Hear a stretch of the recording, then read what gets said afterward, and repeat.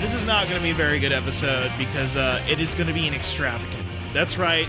The lordesses and the ladies and all the special folks in beautiful Hollywood have come together. They're at the gala. They're wearing Eyes Wide Shut style masks. It's like Eyes Wide Shut.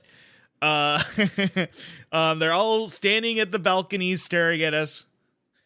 The sky's dark because all the stars are here, baby. Yes. No, they haven't demanded us to be naked yet, but we're so proud to be. Have you watched Eyes Wide Shut? Yeah, like forever ago. Oh man, I bought the 4K Blu-ray. That is an S tier movie. That is like top 10er for me. I love that movie, Alan. Well, they had to kill Kubrick because of it, so it better be good. It was because it was too pimp. It's too pimp. Well, everybody, see, it's funny. I was thinking about this in the car ride. All of the evil millionaires and billionaires are like listening to like classical music and like reading books in Eyes Wide Shut. So, I think you didn't predict anything because the evil billionaires in our world were watching SFM porn of Five Nights at Freddy characters with dicks. So, yeah. That's the amazing thing is that you read Epstein's emails and you're like, wow. Before that, you're like, wow, this criminal pedophile mastermind, and then he's like, Donal walked into a sliding door. Hey, check out Foxy from Five Nights at Freddy's. And he can't spell anything. He's typing on an iPad the entire time. Ugh. Just kidnapped 2 people off the street. By the way, Dunkin' Donuts, all the donuts aren't made in house anymore. What's up with that? I swear to God, they're gonna find one of the emails. I tweeted this already, but one of the emails is gonna be like, oh, Epstein, you're my brother from another mother. Like a middle schooler. It's going to happen. Well, anyway, this is a hilarious pre-show banter because this is the Hoggies, the beloved institutional real award ceremony where Hogcast credits the top cultural products of the year because we're both tastemakers. Also, we meet in the middle. Aka, you're a leftist loon and I'm a Republic crazy, and we're the first awards show to award everything we've watched and saw and did this year has 0 politics in it. That's right. Anything that's made it to this list has 0 politics, and if you deny us or say that there is politics in there, you're gonna have to get your fucking head checked, okay? Let's jump right into it. The least political movie of the year. That's right. The Toker's Fave. One battle after another. Yes. Nobody's smoking as hard as Bob.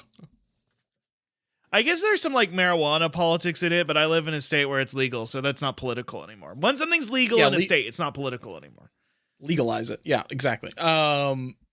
Yes. What can I say? Nobody's smoking as hard as Bob. Alan walked out of that movie and said, we need to fight for, what is the name of the hemp product they're trying to get banned? Delta 8. We have to fight for Delta 8. I went and got a machine gun just so, because like, I'm going to start doing the fucking French 75 thing, like sneaking into the ice camp or whatever. But it's just me sneaking into the gas station and replacing all of the drinks on the shelf. Yeah, the cartridges. Yeah. So they say this movie doesn't drive people to action. Yeah. Some people were saying it's like counter-revolutionary against weed because it's like, well, Bob's all scared and he falls out of that tree or whatever. And I mean, at the end of the day, it's all love, though, is the thing. That's the message. Love, it's love. Yes, and that's that love I feel for all me brethren when I smoke the kind ganja. You know what I mean? I'll be brethren when you smoke the kind ganja. That's so brave of you to say and to stand up for what's right. And that it's so nice that love trumps politics every time. And I shouldn't have used the T word. Let me see. Love beats politics every time. They're almost like oppositional forces. That's true. And you know what? You almost said my favorite catchphrase of the last Trump administration, love trumps hate.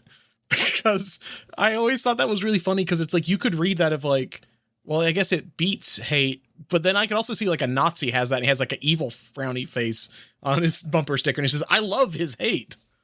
Like it's, they didn't really think that one through. I don't know who tried to get that out there. Weapon. Okay. If we're going off the weapon triangle of love and hate, what's the third element? I mean, I guess the fifth element is love. The fifth element is love, so we know that much. Love. Speaking of pedophiles. Mm-hmm. What was Bassan? Was Bassan in the thing?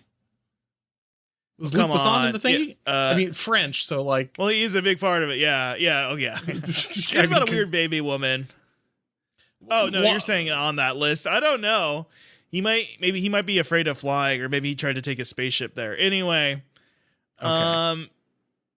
Anyway, so we're taking the Spike TV example, and we're going with the sexiest thing, with an A in it, sexiest thing in the world. And that is right, everyone. Varang wins this year. No surprise. Good job, Varang. Yeah, she's popping out there. She's up and about. Alan, did you spit poison when you saw Varang? Yeah, I was like and specifically I was like that one unk from the video who said, "I love you," when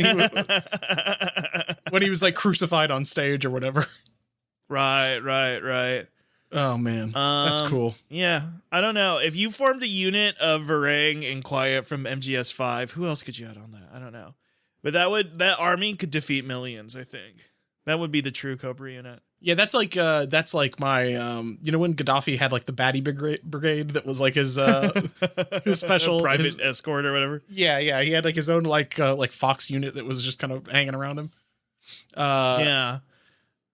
Okay, so for the next category here, it's #1 podcaster movie. And wow. Oh my God, Russ.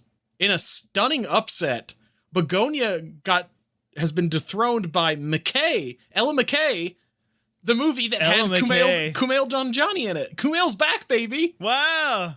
Kumail's back. He's bigger than ever, literally, physically. He is gaining size. He's like Baldanders, where he keeps growing and eventually he'll have to live in the ocean. But that's so exciting. That's so good to hear. You know, people don't remember. They think of him as the most ripped man alive. They don't remember that he used to be a podcaster. I'm sorry, Stav. I'm sorry, Stav. You lost for Begonia. You're saying there can't be a crossover between the two, that somebody can't be buff and a podcaster? Yeah.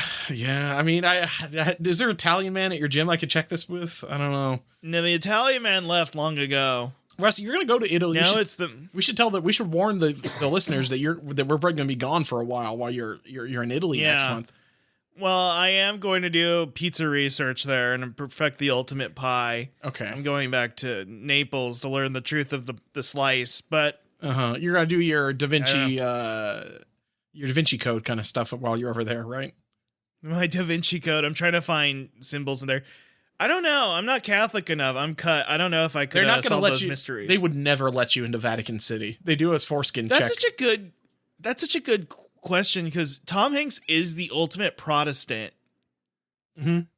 Kind of, you know what I mean? Like American good values. Yeah, but that's like a diegetic versus non-diegetic foreskin, I think is what it is. You know what? If you're a good enough actor, you can play it off. Yeah. Anyway. He's like, I for this one, this is my most challenging role. I had to pretend I was well adjusted and happy in my life by having a foreskin, even though I'm the most Protestant man. All right, everyone. Yep. I have our next category. And now everybody gets mad when the Game Awards does this, but you can't get mad at us. This is our most anticipated game. This is the most anticipated game I'll play on my Steam Deck for 10 minutes. And that is, Alan, are you excited for this? Oh, yeah, you know it. Shinobi, Art of Vengeance. Woo! Wow, they made a new Shinobi game. I'm going to play it for 10 minutes and go, this is almost as good as Shinobi 3, and then never touch it again.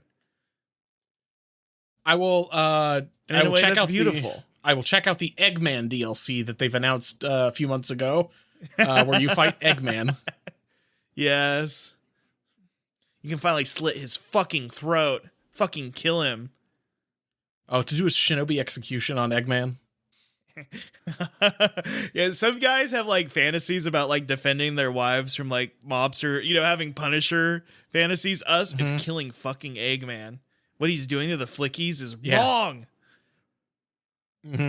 That's my one battle after another. Is about saving the flickies. Sonic low-key did have one battle after another, and Adventures, and Lost Worlds. Anyway, Alan, what's our next category? How cool would it be if Rouge the Bat stuck a gun up Eggman's ass? You gonna come? Got a boner? Yep. Yes. Okay. Okay. Most Reddit coded movie of the year. That's right. It's Good Boy, the movie about that dog that could see ghosts or whatever that nobody went to go see. Remember that shit? Wow. That was on my seed box for about 2 weeks, and then I went, nah, I don't need this, and I didn't watch it.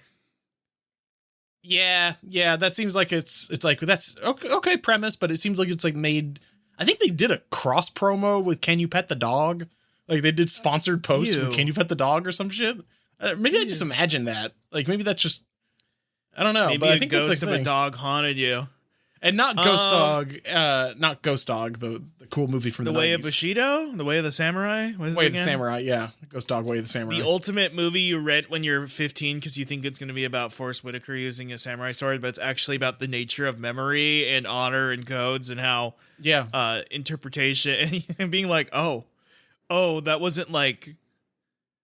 That wasn't epic. That was more sad. It's actually very sad. It was. I should watch the movie. It was the Toker's Choice movie for 1999, though. It would have been if it wasn't for the Matrix, actually. But whatever. That's the ultimate Toker's Choice movie of all time. I think they should have just got around and called it the movie of the millennium. But anyway. Yeah, that's true. Well, Alan, we live in a world where crossovers are better and bigger than ever. And I am going over the Hoggies' best crossover of the year. Law plus Darkness talking to Chris Pratt about the Mercy movie. Yes, the best crossover of the year. 2 stalwarts of the industry meeting once and for all. Now that was interesting to me that LaPlus got put on duty for that one. I know she did. She talked to Robert Pattinson and Zoe Kravitz before, but like I don't know. Like Mercy seems like that's the most Mind of Jason style movie that they've collabed with so far. And I'm trying to think like who, I think it's because LaPlus is like the fake evil person. Oh, sorry. Yeah, I mean that makes sense. I guess she did open the interview. I watched it and she said like Anyway, all I was gonna say is Law plus Darkness is fake evil and Chris Pratt is real evil. So maybe they meet somewhere in the evil. Or in the middle of evil. She has a lot of crosses in her built into her design. Maybe maybe they have to pick these from a list. Do you think they do that? Like when they're doing the Japanese press tour, they bring out an iPad with all the Hololive girls, and they get to choose on the iPad or something. Well, see, I thought this is the most Mind of Jason movie that Hololive has collabed with, so they should get the most Mind of Jason streamer, which I guess would be Hachima. Right? Because like, the food, the bad food, the nasty food. I don't know. That's a great question. Yeah, that is true. I don't know. Yeah. I would definitely find Hachima much more likable, if anything, but yeah. No, of course not. I did hear things about it, though. I watched a YouTube video about it. You do know that at the end, it goes... It's not about love. Good. It's not about love. It's about how AI secretly might know what's up, and that we have to work with the AI. We can't distance ourselves from the AI. We have to work with it, and that's how we all win in the end. Does that make sense? Yeah, that sounds good. That sounds about right. That sounds what I would expect from Amazon and GM AI Studios. Is evil. Yeah, basically.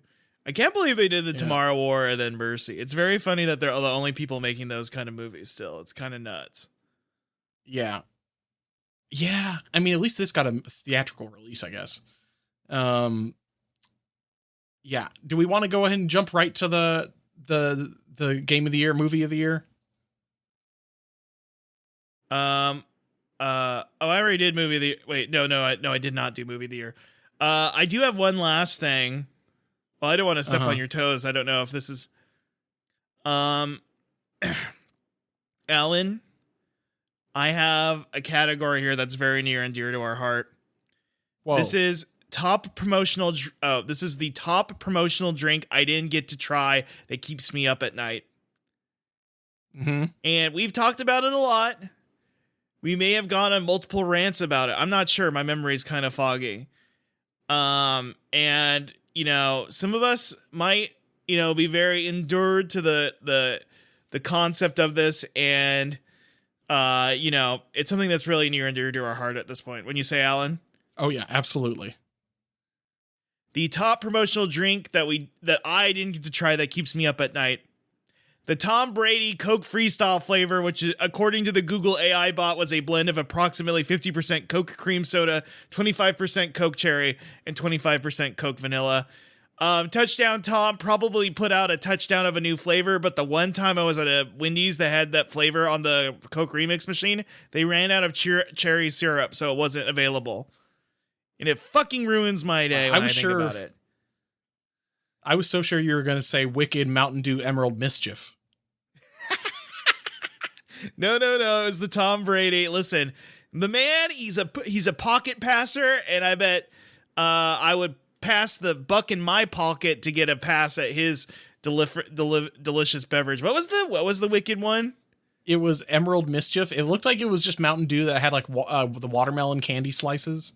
Like the little watermelon Sour Patch Kids. I think that was it. This is another one of the Regal. This is another one of the Regal drips. Sounds like a first soda ever designed to hurt your teeth, like destroy your teeth. Just a direct attack against your enamel. Yeah, Dentists hate this shit. I'm gonna say that that's actually not the first one. The first one was probably the Huey Magoo's candy corn lemonade I had. That felt like it was actively eroding my enamel. And probably my stomach lining. It was like weird chemical, some of the weirdest chemical. And I drink a lot of weird chemicals. Yeah. You know what they should have done? Why didn't they just do like a green melon Fanta or something for Wicked? Wouldn't that be like, good question. If I was in charge of the Fanta Corporation, I would be like trying to do everything constantly. Just like, how can we soft launch melon Fanta here in the US? Like, is the US palate ready for melon? Are they ready? Can they handle it? Can America be felons for melon, or are we fucked in a rut? I don't know. That's such a great question. I guess we'd have to depose Major Melon first, right? Mountain Dew Major Melon? Yes, we would have to destroy Major Melon. Also, I think if they had launched it with the original Wicked, it might have made it. The new Wicked doesn't have the sauce. No, that's right. They had like they had so many collabs. They had like remember the green and pink macaroni and cheese from Walmart you could get? Ew. They weren't doing that for the second I do remember that. They were not doing that. No, I'm going to be real. I do think funniest defense of a movie of this year was, of course, the second half of Wicked is bad. The second half of the musical's not good. It's like, what? That's right. That's right. The second half fucking sucks. So why were you expecting it to be good? I've got another drink related category here, Russ. This is a huge one. It's the best Mountain Dew flavor of 2025. Ready for this? Oh my God. I'm ready. All right. This was, and just to remind everybody, we had like 3 different types of Baja Blast come out this year.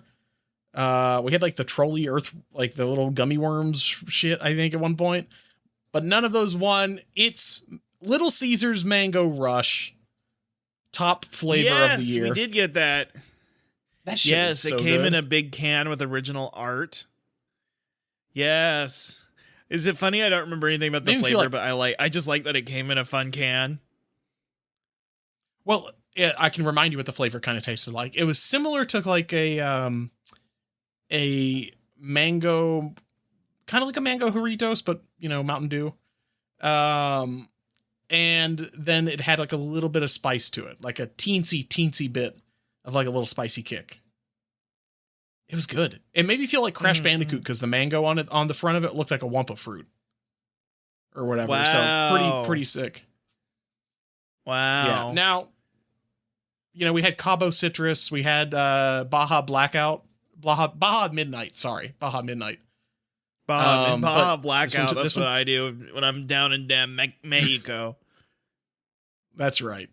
I was looking. Folks? I'm a party animal. I should have stocked up on so much of this Mountain Dew because it's going for like a crazy amount on eBay right now. Actually, whoa, what the fuck? Okay, Russ, you can buy a 12-pack of 16-ounce cans. How much do you think that costs? This is tall cans. 12-pack of 16-ounce cans. $15? $60. 60 off eBay. I don't know. You can buy. How did this guy get a new video game? You could buy a new non-Nintendo video game, or you could buy this. Oh yeah, that's true. That's true. You buy a video game, crazy.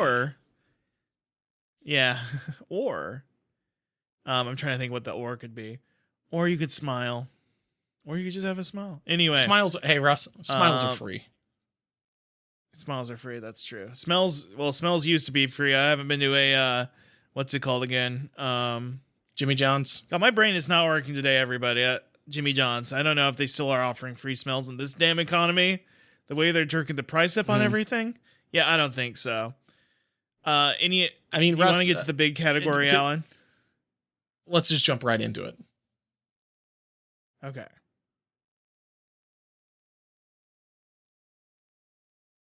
That's right. Wait, am I doing it? I mean, I have. I guess so. Sorry, you lagged out. I did the last one, so you should do this one. Okay, I can finish this off. The top thing of the year, the top French thing that people won't shut the fuck up about. It's a French thing that it gets every award and everybody likes it the most. That's right, folks. It's Asterix. Yep, Asterix, and sorry, Obelix, you're not included this time, actually. Obelix is not allowed. The damn Gauls up north, the Romans cannot get shut up about. They can't catch this little Asterix and his magical potion, and it pisses them off to no end. And I'm so fucking sick of the Romans not being able to catch Asterix in these comics. Yeah, and the Gauls have not been this popular since, I don't know, like the 1st century or something, I guess. Hey, everybody Alan, loves can we them. switch to the podcast recording server? You are so lagging. I can't even have a conversation. I don't know. Yeah, it's crazy. It is crazy. I don't know why it's so laggy. Let's leave this and get in the podcast server.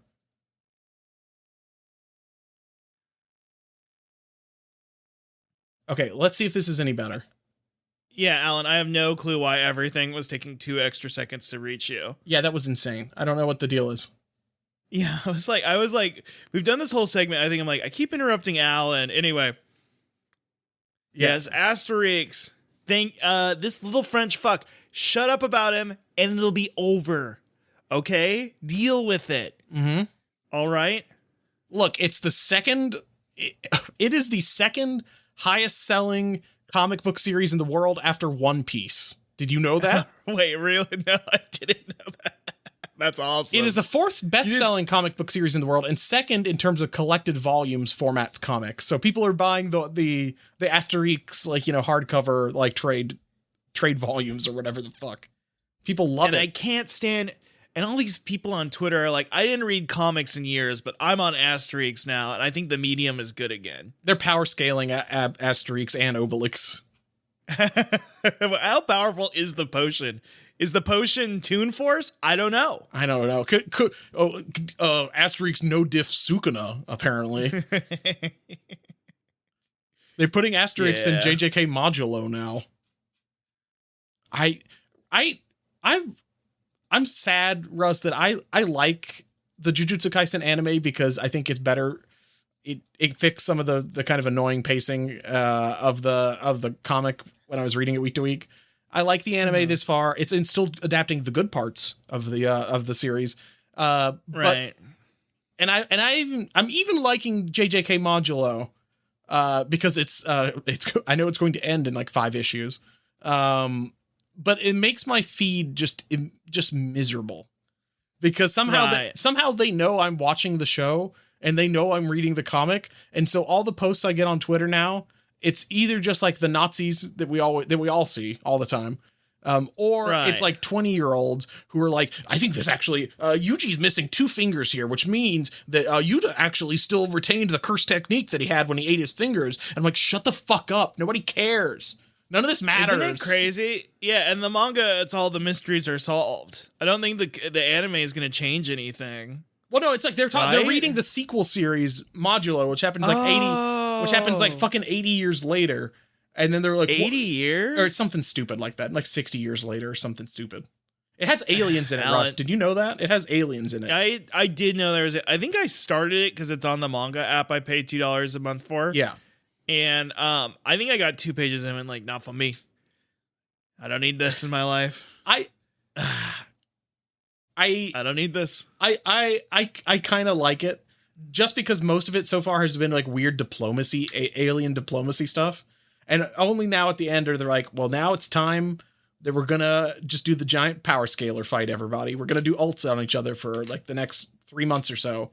And there's mashing the Q button. Yeah. The funniest part about all this is that like the thing I've been reading on this manga app, I read Marriage Toxin. That's right. And then I'm reading Chainsaw Man whenever that drops, we never know. And Dawn to Dawn. Uh-huh. So that's most of it might, but I also read this like slice of life story about like these 2 boys that like live at a sauna together, and the new chapter, or no, just like a Japanese public bath or whatever. Uh-huh. And that shit, I was reading at the gym today and it almost made me fucking cry. So, like, damn, I forgot, like, if having characters who are, like, relatable and have, like, a real, feel like real human beings, man, I fucking forgot you can do that. You were having people that be, like, bars and limits and gauges, you know what I mean? You were reading the manga version of Tim and Eric Bedtime Stories, Bathroom Boys. The famous characters we all know and love. No, it's about, honestly, it's about these 2 brothers who didn't know they existed until like a week before. I don't even remember. It's like something at the sauna. And it's about this dad who got pussy. That's mostly he got around. Damn. And he's like a fucking loser dweeb looking guy. He's like, damn, dude had 2 families. He's crazy. Anyway, that's cool. That's cool. Yeah. Anyway, and then did you know I've got terrible news? By the way, this is Hogcast Speedy. But anyway, thank you for joining us at the Hoggies. And now the post-show Hogcast, which is Hogcast Speedy Delivery, the #1 independent Sonic Pizza podcast on the planet. I'm your host, Russ Walsh. With me, as always, my co-host, Alan Black. Welcome, Alan. I got terrible news, Russ. Super Ball Girls recently ended and it got canceled early.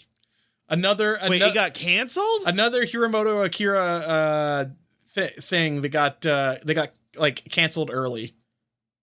They shut it down. Did the guy die? Well, spoilers. Oh, did the main character? Yeah. He earlier on died and turned into one of the ball girls. Like he merged. He became a ball girl. Oh, that's nice to hear. Was it nice? Did he like it? I mean, kinda. Okay. A lot of weird stuff happened that. I guess you're right. I can't really keep track of it. There's a lot of weird stuff going on. You turned into damn Chicle or whatever. I think kinda. Speaking Yo of ho ho, he's made out of gum, right? You know what I mean? That's right. I would like to see somebody power scale the Super Ball Girls against the One Piece characters. I would love, like bootleg ass One Piece t-shirts of their like wanted. Yeah. Their wanted logo. It has all of the Akira Hiromoto like characters. It's got the ball girls. It's got the prison school guys. It's got that one other like superhero related comic that also got shut down after like 50 issues or something. You remember that shit? Mm-hmm. Yeah, and they have to charge $500 for a T-shirt of one of those designs because the only person who would buy it is Alan. That's right. Because I will read everything this guy makes until he dies because it's all. And he didn't even write the story on this one. It was the Blue Lock guy that wrote the story. Did you know that? That's the soccer guy. Yeah, that's crazy. Right, we're teaming that's up to crazy. We're teaming up to make the most psycho shit of all time. I wish that happened in America more, where it's like people are reading like fucking some like fucked up comic and they're like, who wrote it? It's like, oh, it's Chip Zdarsky and Dave Pilkey, the the Captain Underpants guy. Like, let him jump around, let him write sex criminals or you know what I mean? Yeah. I've recently found out there was a new movie. There was a recent Mila Jovovich movie that I didn't know about. Oh, I bet she's looking great. Well, it's another one made by by her husband, Paul W.S. Anderson. They're still together? I thought they got divorced.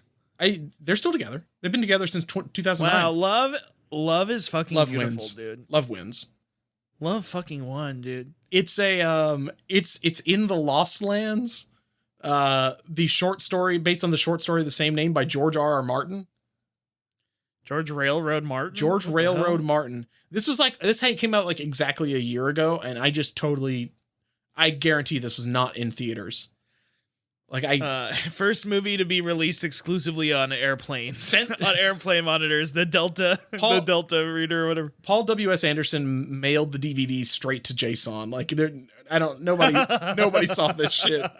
That's not happening. Actually, how much is the budget? That's a great question. 55 million, according to Wikipedia. So YMMV.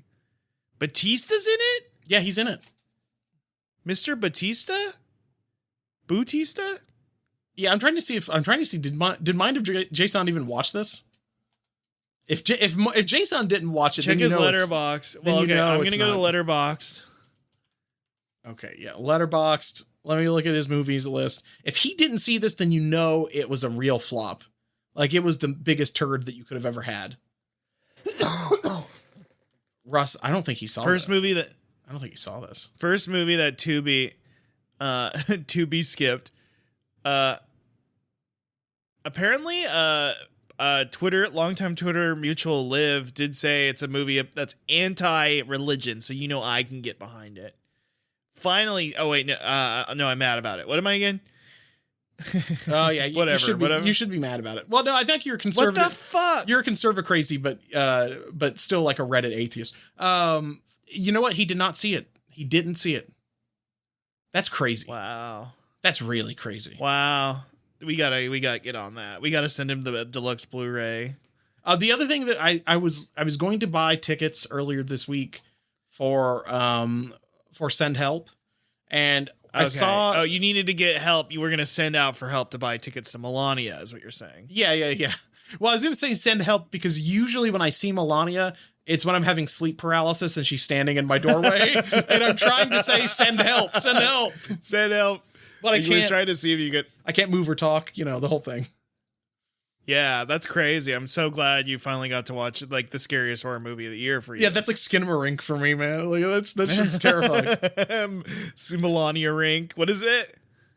Yeah, the movie's just called Melania. Yeah, that's crazy. Melania, I mean Begonia, like creepy, kind of like pretend Melania's chasing us. Oh no. the kid that was doing the pretend Begonia's chasing us.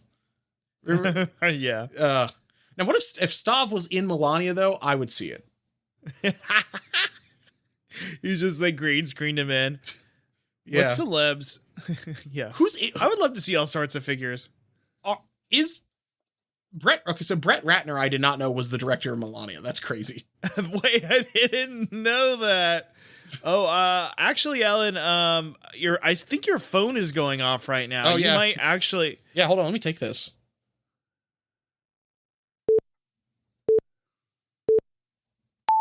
Hey, what's up? Alan, it's me, Watto. Alan. Watto, what's going on?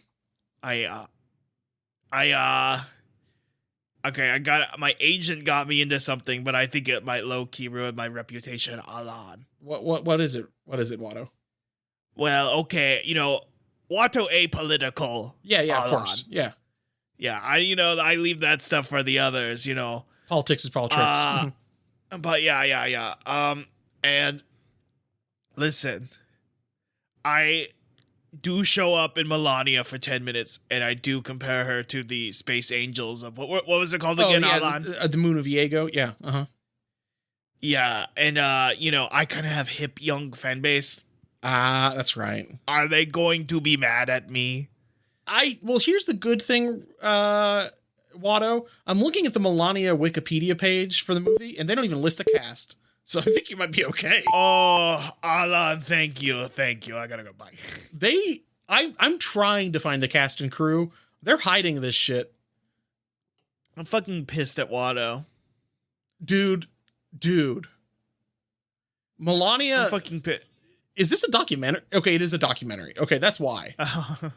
It's not a Watto origin story. Well, listen, I'm mad at Watto, but it's because I'm a Republic crazy and I don't like it. He doesn't stand by the cause of getting our First Lady, which, you know, even if you don't like, you have to respect the guy who doesn't respect the office of the presidency, but does care about the First Lady. All ladies come first, if you're me. To me. Listen, I don't respect all presidents. There are many but we gotta respect the First Lady. That's right. I agree. I'm paying people to go see it. I'm using my Regal. It's weird. I have to help Watto out. Yeah, just because I want him to get like a nice Amazon royalty check or something. Oh yeah. I wonder if he got free Prime out of it. He can watch new Fallout show. He can watch new Fallout.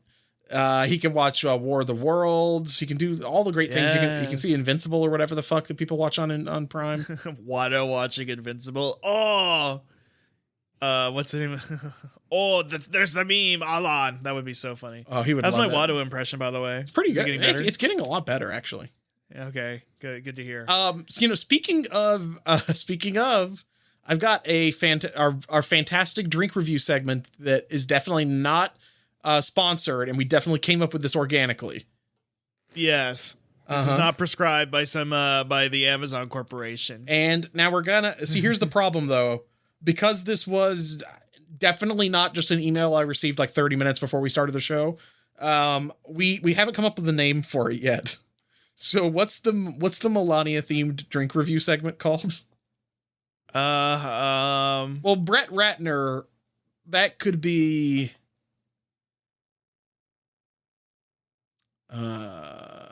flat soda Flatner. Soda Flatner, because it's flat. Sure. No. Okay. Melania. Ooh. I would say Melon Mania, but I don't have any melon flavored drinks here. No, again, because of the Fanta Corporation. Yeah. Oh, yeah. Freaking Fanta Corporation. Oh, we could do.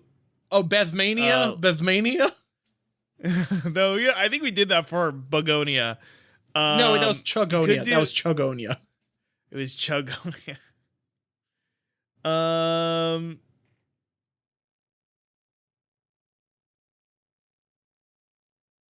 Oh gosh, Alan, I thought you already had a segment name, so I'm kind of sitting here like, oh, I should have thought of this ahead of time. It's Drink Flatner's Bevmania. Okay, Drink Flatner's Bevmania. Yes, we do have a mania for beverages. That's true. Now I don't know if mine quite fits the theme, because I'll be frank, I got a soda that is proudly I'm gonna say Spanish. It is a Spanish language name, and I'm assuming it's very respeto. It's a respeto beverage, which I don't know fits with Melania's core message. I haven't seen the film myself, and I'm apolitical, but I got Tepachito, pineapple and coconut artificially flavored tepache drink. Oh wow. Yeah, let me send a photo. That's crazy. But you know what? I'm just going to sip that shit no matter what. You know what I mean? In the end of the day, if it goes down clean, I'm drinking it. I haven't seen this in the store before. I got something, it's like we kind of swapped our personas this time, Russ, because I got like a gym, I got a gym dork drink. I got Bear Bell's protein soda. Protein soda. Now, Alan, have you ever had Bear Bell's the bar? No. Is that it's like a protein bar? Yes. There was a long time ago, The Simpsons had a joke that Homer got addicted to eating protein bars. Uh-huh. He got like thick built, like he was a fat guy who was really buff. Yeah. and he got it from eating what is it? By eating these protein bars, and then they revealed that they were made out of apple, like processed apple byproduct, whatever didn't make into applesauce, and was it recycled newspaper? That sounds right. That's what Bear Bells taste like. Okay. They are by far the least appealing protein bar I've ever eaten in my entire life. I think they're fucking nasty. So hopefully they're better at their Bev game. This is sweet cherry, and it has 200 milligrams of caffeine and 10 grams of protein in a 12-ounce bottle. Wow, Alan. That's by the end of the. That's like what? Is that Alan, like one hard-boiled egg or something? Like that's like. Yeah. That's like when you drink like Poppy or one of the other like probiotic sodas. They're like it has like 35 milligrams of fiber in it. You're like, I don't know what the fuck that means. How much fiber is in a piece of wheat bread? Like what the fuck do I know? You know? Russ, this is twice the amount of protein as a large egg. It's like eating two. I'm drinking. I might as well just drink 2 eggs like fucking sliced alone. Gaston. Or I was making the Rocky joke, but sure. Cool. Hey, listen. Cool thing this week. I found out one of my coworkers is a big Tulsa King fan.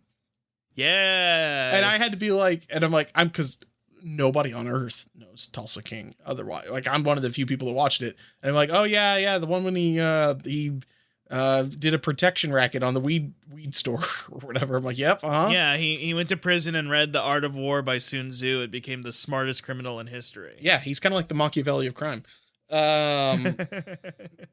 Okay, let's pop this open. Yes. This is so unfortunately this was one of the few. It was like in the clearance section of Target, and it was like a banged up can, so took a little bit to open it right there. This is like they're trying to get rid of the shit. I was gonna say our current president, which I won't name because that's just even saying his name is political. We'll do the drink segment for his wife, but we're not gonna. Oh, I was gonna say because he's the 45th president, thus making Melania the 45th first lady. Is he? Wait, was there ever a president that didn't have a wife? Yeah, there definitely was. That guy that died, Who right? Who was it? That bachelor president. It was wasn't the William Harry Harrison? I think so. Wow. Okay. James Buchanan. James. Oh no, wait. Sorry, my bad. James Buchanan was the only bachelor. Harrison did have a wife, but I think it was rumored he was gay, and then he immediately died.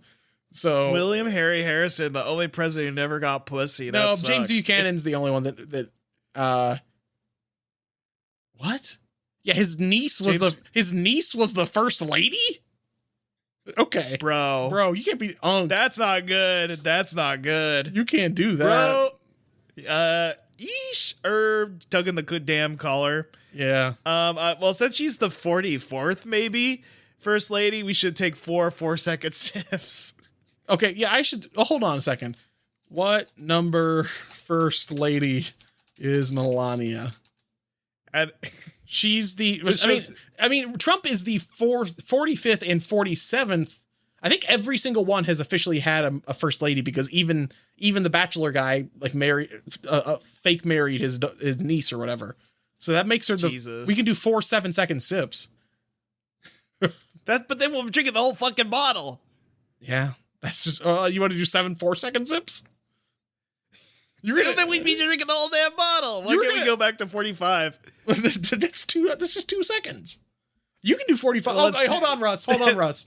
She's 45th and 47th because Trump served non-consecutive terms. You do 4 5-second sips, and I'll do 4 7-second sips. Okay, that's a good idea. Okay. And yours is healthy, so you need more of that. And I've got 12. I need less. Exactly. Okay. So sip 1.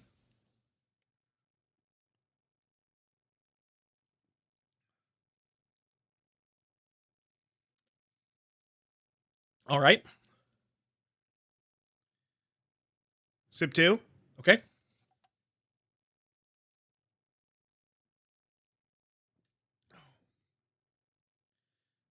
Sip 3. Hold on. Okay. That 2-second delay, I'm so ready to go. Okay. All right, ready? Uh-huh. Let's go.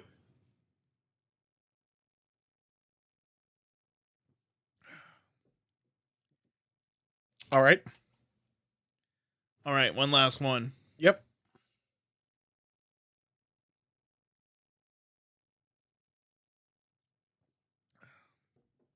Okay, I felt like Badlands Chugs for a little bit there. I felt like Don't touch that mouse. I felt like I was drinking the ocean. This is it doesn't taste bad. It tastes Okay. It has a weird chalkiness to it. I think at its core, it's not terrible, but you can definitely tell this is supposed to be like a health soda. It's worse than it's worse than like an Alani. Like it's noticeably worse than one of those. Yes. Which I like drinking, and then I tape up the I at the end so it just says Allen on it, and I like that. That's your favorite drink. That's my favorite drink. I did get rid of those, and I used to be like on the sparkling what is it called? Sparkling Zero, sparkling light. You know, the big plastic bottles that they had all sparkling ice. Yes, the crystal, sparkling ice or crystal, whatever. Yeah, that thing. I stopped drinking those. At some point, some switch just flipped in my head, and I'm like, whatever chemical is in this, I don't like anymore. I can't drink it anymore. The human brain's amazing. You can get used. The chemical that fools me into drinking it. I did so good. I did the Trump bring me the poison, send the poison away. Get out of here. I don't want this poison anymore. Right. Yeah. So this is if you gave me the option, like, Alan, you have to have two drinks. You have to drink the sparkling ice, which has the nasty chemical that you're allergic to now, or you have to drink this chalky soda. I would drink the chalky soda, but it does really feel like somebody dissolved. You know what okay, I figured out what it is. You know when you make G Fuel from the powder, and you might not get the concentration right, and it feels like some of it settles at the bottom, and it coats your tongue in a thin film of like powder. That's what this is like. Yeah. Alan, I do that on a daily basis. I take I stopped drinking protein, like the protein bags. Okay. Because apparently there was a lead scare over them combined with I told you they don't about really that. do that much. Yeah, I told you about that. You did one. tell me about that. Yeah. I switched to just having creatine, which hopefully the creatine doesn't have lead. But I just mix creatine in a Crystal Light packet. It seems like good. No, I tend to use too much water, but one time if I try to like regulate it, I left too much and it was chalk. It was chalk. I was licking the side of a damn piece of chalk. Okay. Anyway, Tepachito. Should I go into Tepachito? I'm very interested to hear about this because I've never had one of these. It's interesting. It literally tastes like, I swear to God, if you took the syrup that's in like snow cone pina colada syrup, and you mix that with sparkling water. Okay. It's intense. It's slightly it's non-alcoholic, right? Yes, very much so. They claim heavily it's non-alcoholic on it. This might almost be better with alcohol, just to like cut down on how sharp that pina colada flavor is, because it is so intense. It literally tastes like the syrup that you put on a snow cone for like pina colada flavor. Like it's sharp and super sweet. I do like it though. I mean, I like that fake flavor, you know. I do. That makes sense. I do like I've been having a lot of those root beers lately. Well, I finished them for the podcast, but I do like an out of the bottle kind of sugary soda. So I like it. I couldn't. It'd be tough to recommend. Oh, look at that. Okay. The ingredients: purified carbonated water, sugar, fermented pineapple juice, and then natural flavor. So okay. It's a fermented pineapple drink. I bet I'd like that. I fuck with pineapple heavy. I'm with artificial coconut flavor in it. It's interesting. Oh, I wouldn't get the coconut. Intense. I wouldn't get the coconut. Oh, is it just you can just get one that's just pineapple? Yeah, I'm looking at they have different flavors. They got pineapple and mango, pineapple and guava. Like I'd be getting something that without the coconut, because I'm not a big pina colada's up there for me. You like pina colada? I love pina colada. Okay. Oh, it's up there. I like getting caught in the rain.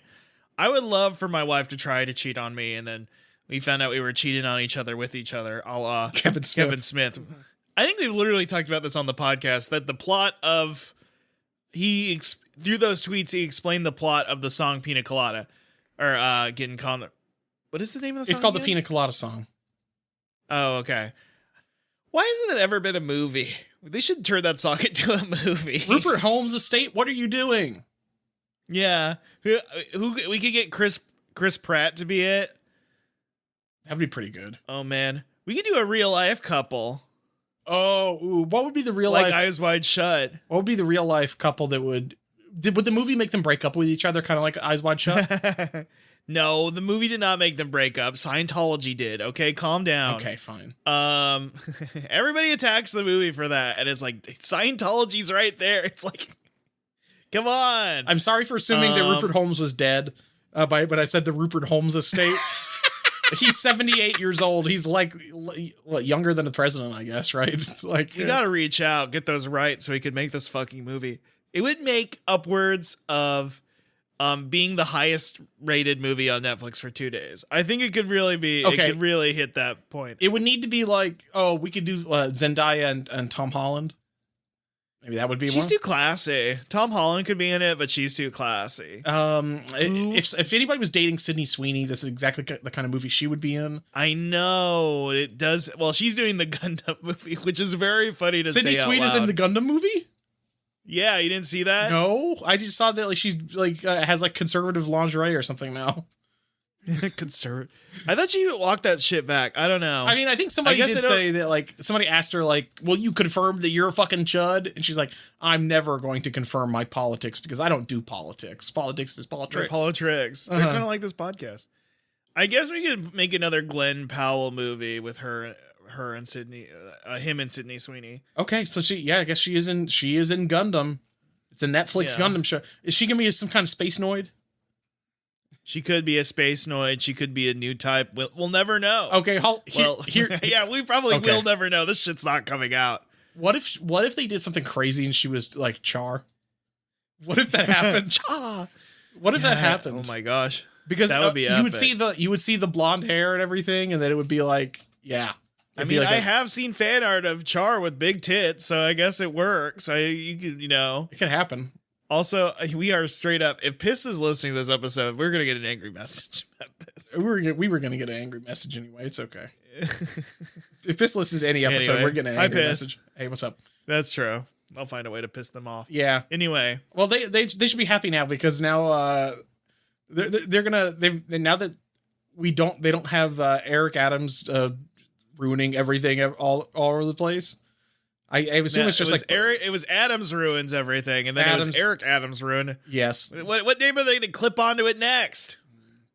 Don't mess with the Zohran. They could do that. They could do that maybe. They should mess with the Zohran at this point. I don't think we should. I don't think that movie. I mean, there was some funny stuff in that movie, but I don't know if it holds up to muster. Hmm. Yeah, I'm not sure.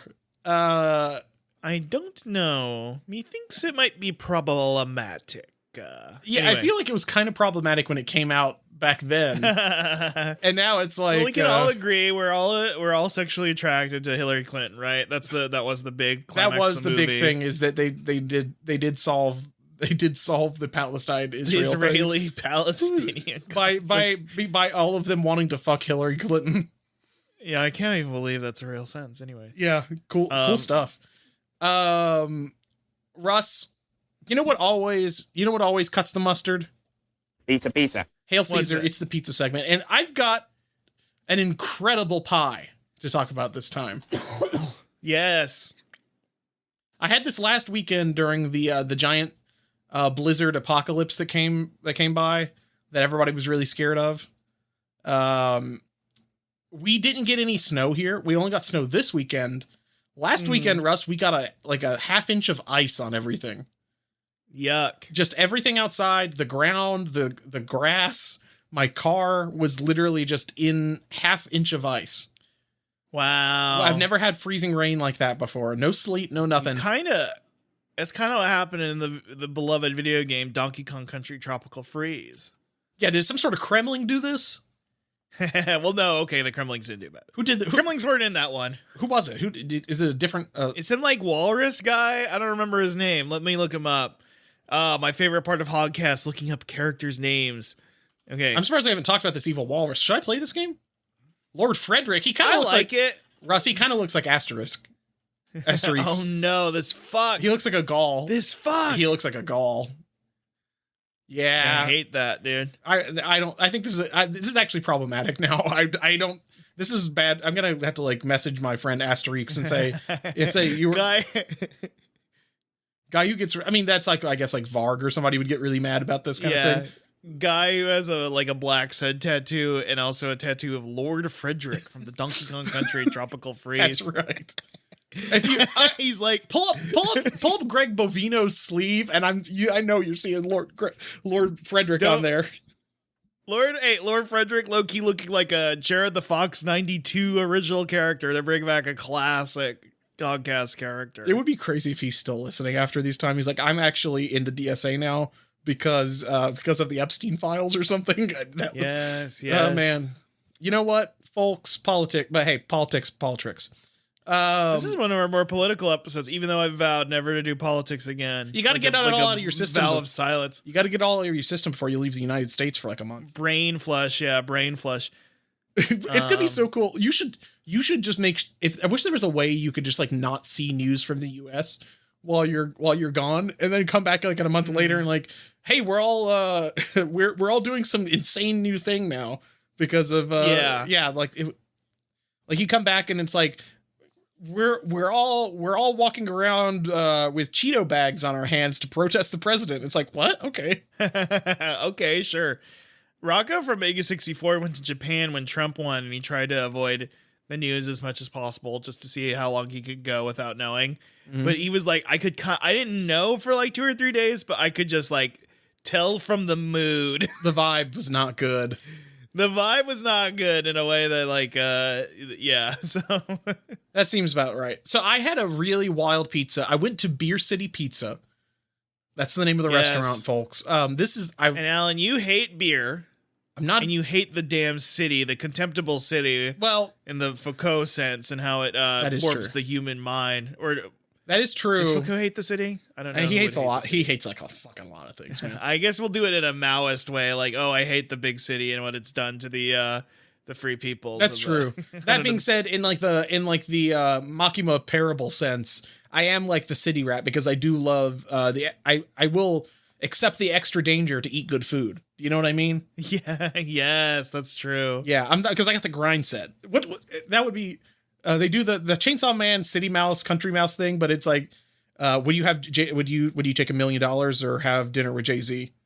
That's the question they ask everybody. That'd be neat. Yeah.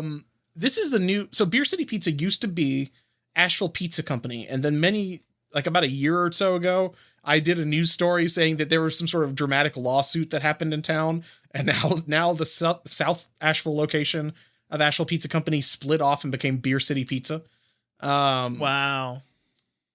I had Asheville Pizza Company before. It was okay. It was nothing like really crazy. It was nothing to really write home about. They had like the most interesting thing is they had like some weird like options on their menu, like you could get shredded coconut on the crust of your pizza and stuff like that. And they had like maybe one weird pizza on the menu. Beer City Pizza it's still mainly, I think it's the menu's the exact same actually. However, the pizza menu is the exact same. However, they have a pizza of the month every month. And that's where it seems like they get wacky. So this year, the new pizza, new year, new pizza. So it's a brand new pizza for the new year. And this is a fucking crazy one. I shared a picture of this like a week ago. This is a base sauce of creamy red skinned garlic mashed potatoes. It's mashed potatoes as sauce. The toppings are pulled pork barbecue, a collard green pesto, and then after the oven, after they pull it out of the oven, they sprinkle on deep fried black peas tossed with pecorino romano. Black-eyed peas. And of course, Russ, you wouldn't know this as a fucking Yank, but this is the traditional Southern New Year's meal. You wouldn't know this. I did not know that. The traditional Southern New Year's meal is like, mainly it's the collard green and black-eyed peas. Because as my grandma used to say, you eat these, and that's however much of the collard greens and black eyed peas you eat is how much dollars and cents you're going to get in the new year. Because they kind of... That's lovely to hear. Yeah, and as a grind set kid, you know I was shoveling that shit down. yes. You were going back for seconds on that one. Thirds with your crypto ticker that you got off Kickstarter there. Alan? Yeah. Is it like when I went to your what was the name of the grocery store we went to? Ingles. Ingles, and I was like, "What's the font for the sign?" And you went, "It's like the Southern font. It's like the Southern dinner. I don't know." Yeah. Oh yeah, you were weirded out by the font of Ingles, and it's like that's it's like the recurring font throughout the South, and I'm like, I guess it is. I didn't know. You're right, because it does kind of match. I'm trying to look like the Ingles font. It is, yeah. This is like and this, by the way, this isn't I don't think this is the old. They had an old logo that I think was even more. Let me see. Yeah, they had a different G before. That's the thing. Wow. So it wasn't always like this, Russ. It used to look like this. That's crazy. This is like, this to me reads like 70s swingers font or something. Like this is definitely more modern. The one we have now is like Southern racist font. Like, does that make sense? Yes, it does make sense. It's different. It's different now. It's kind of strange. But this pizza, I don't think the P&W has its own font. I'll go. You're like dying to share about this like delicious pizza you got. I'm like, oh, what is our font? We don't have a font, but we'll put a mountain or a Sasquatch on anything. Yeah, well, here's anything. Here's the thing, Russ. We'll put a mountain and a Sasquatch on things too. Yeah, but that's kind of y'all copying. It's like cross-cultural. Okay. The Sasquatch is definitely copying you guys. It should be a Boojum, obviously. Yes, thank you. It needs to be the Boojum. Beer City Pizza, their logo is I don't like their logo, honestly. It seems like it might be AI generated.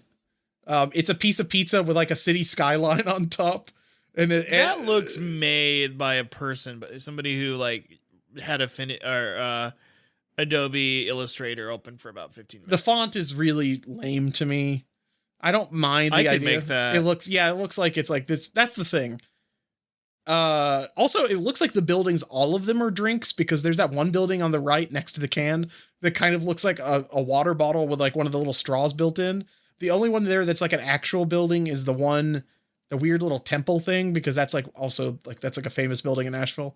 Could they have done a like one of the big Belgian beer like stemmed cups? Because we've got the Stein, the draft, the bottle, and the can. I feel like there's more drinking containers, but that's just me. No, personally. I mean it's. I guess okay. Never mind. I take that back, Russ. The one in the center is the Flatiron building. The one on the right, that's supposed to be the city hall. Maybe. Yeah, we have our own Flatiron building for some stupid reason. I don't know. I don't really care about downtown and the skyline. I think it's bullshit. The pizza though, the pizza. Look, Russ.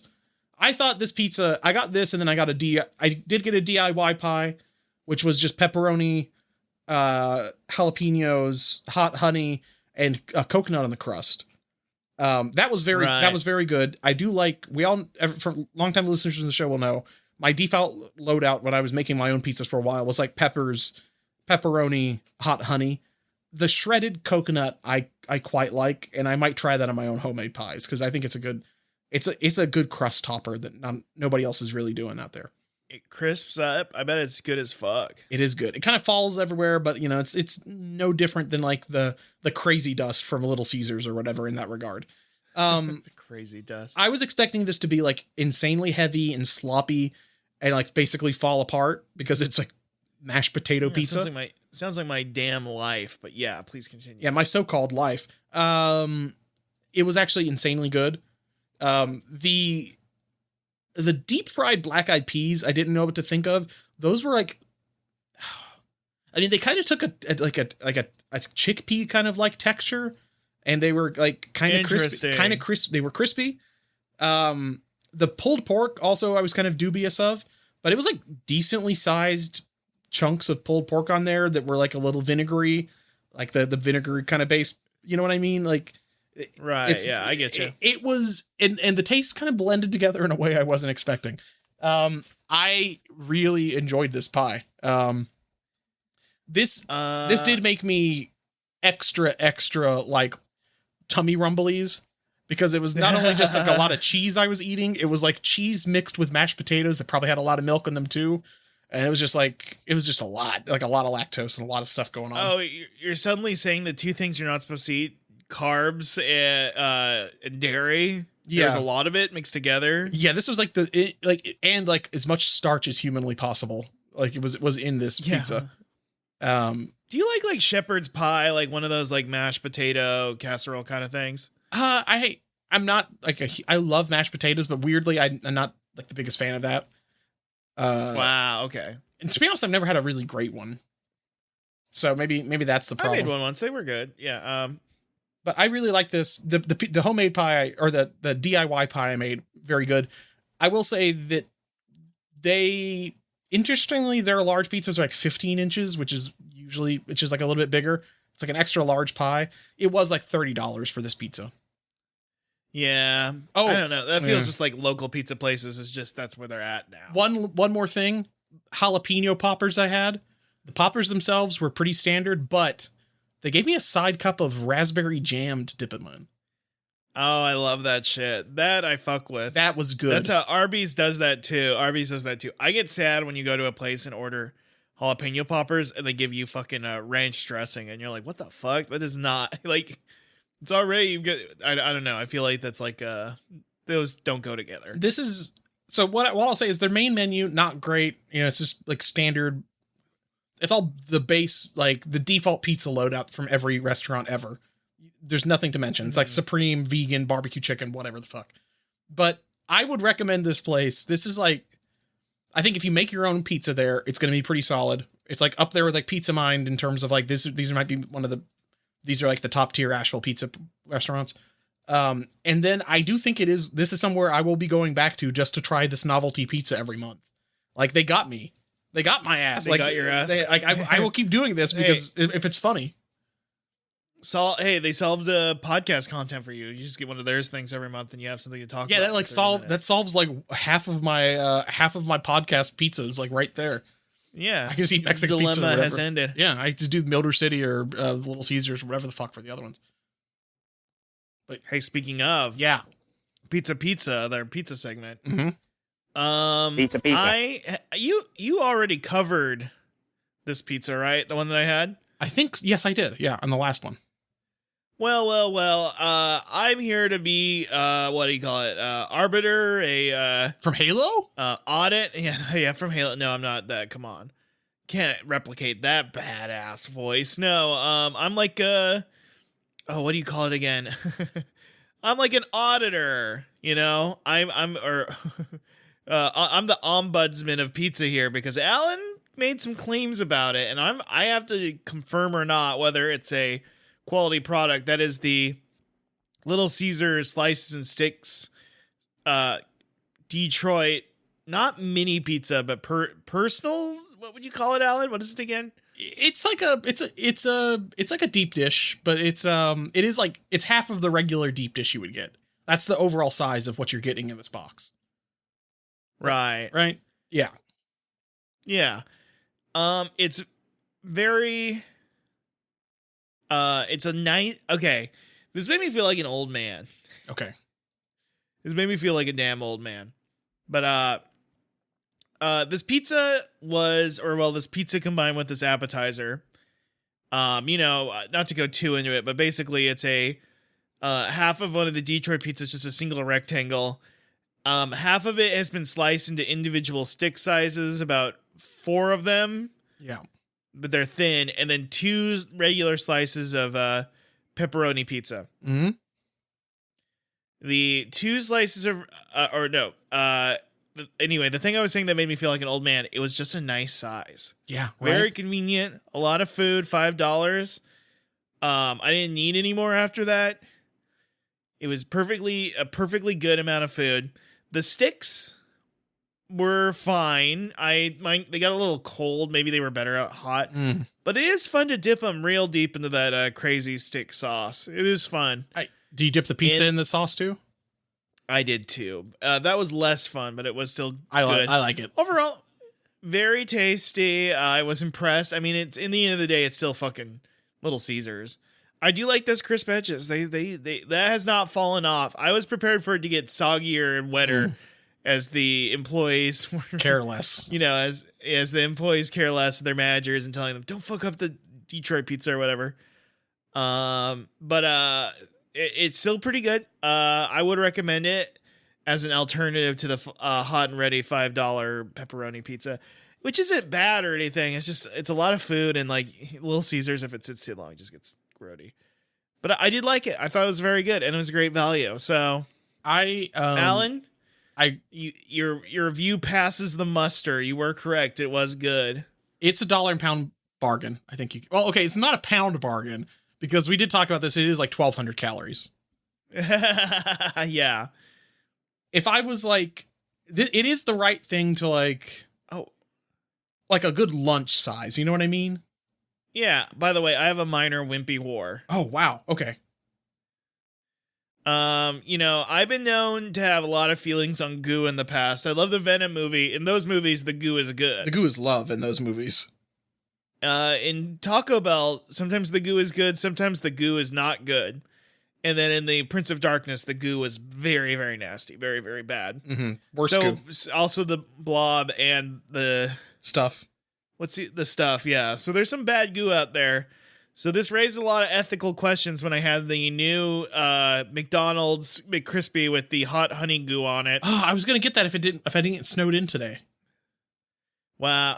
Yeah, snowed in. You leaking the damn emails, Alan. Uh-huh. The way you're acting. No.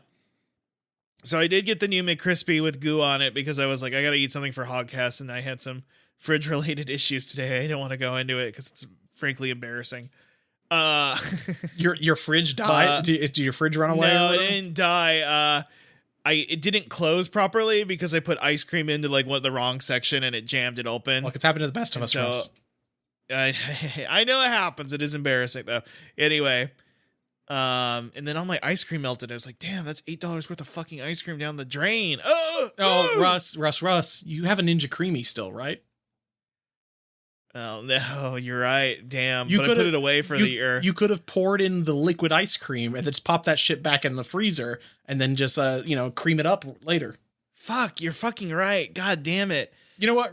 Russ, I have it in storage though because I only busted out during June. Do you know what my big dilemma now is, Russ?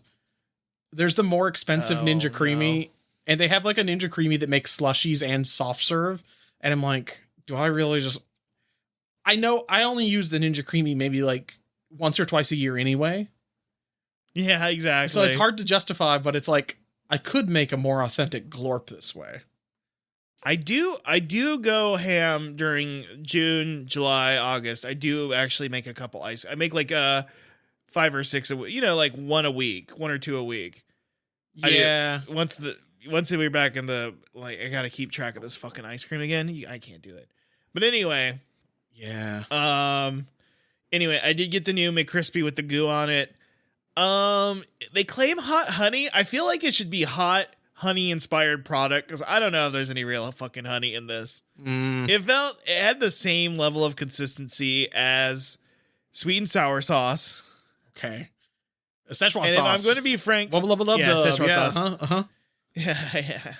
And then it had the same consistency and almost a similar flavor, like spicy sweet and sour sauce. I don't know if it was very hot honey. That's disappointing. But it wasn't bad.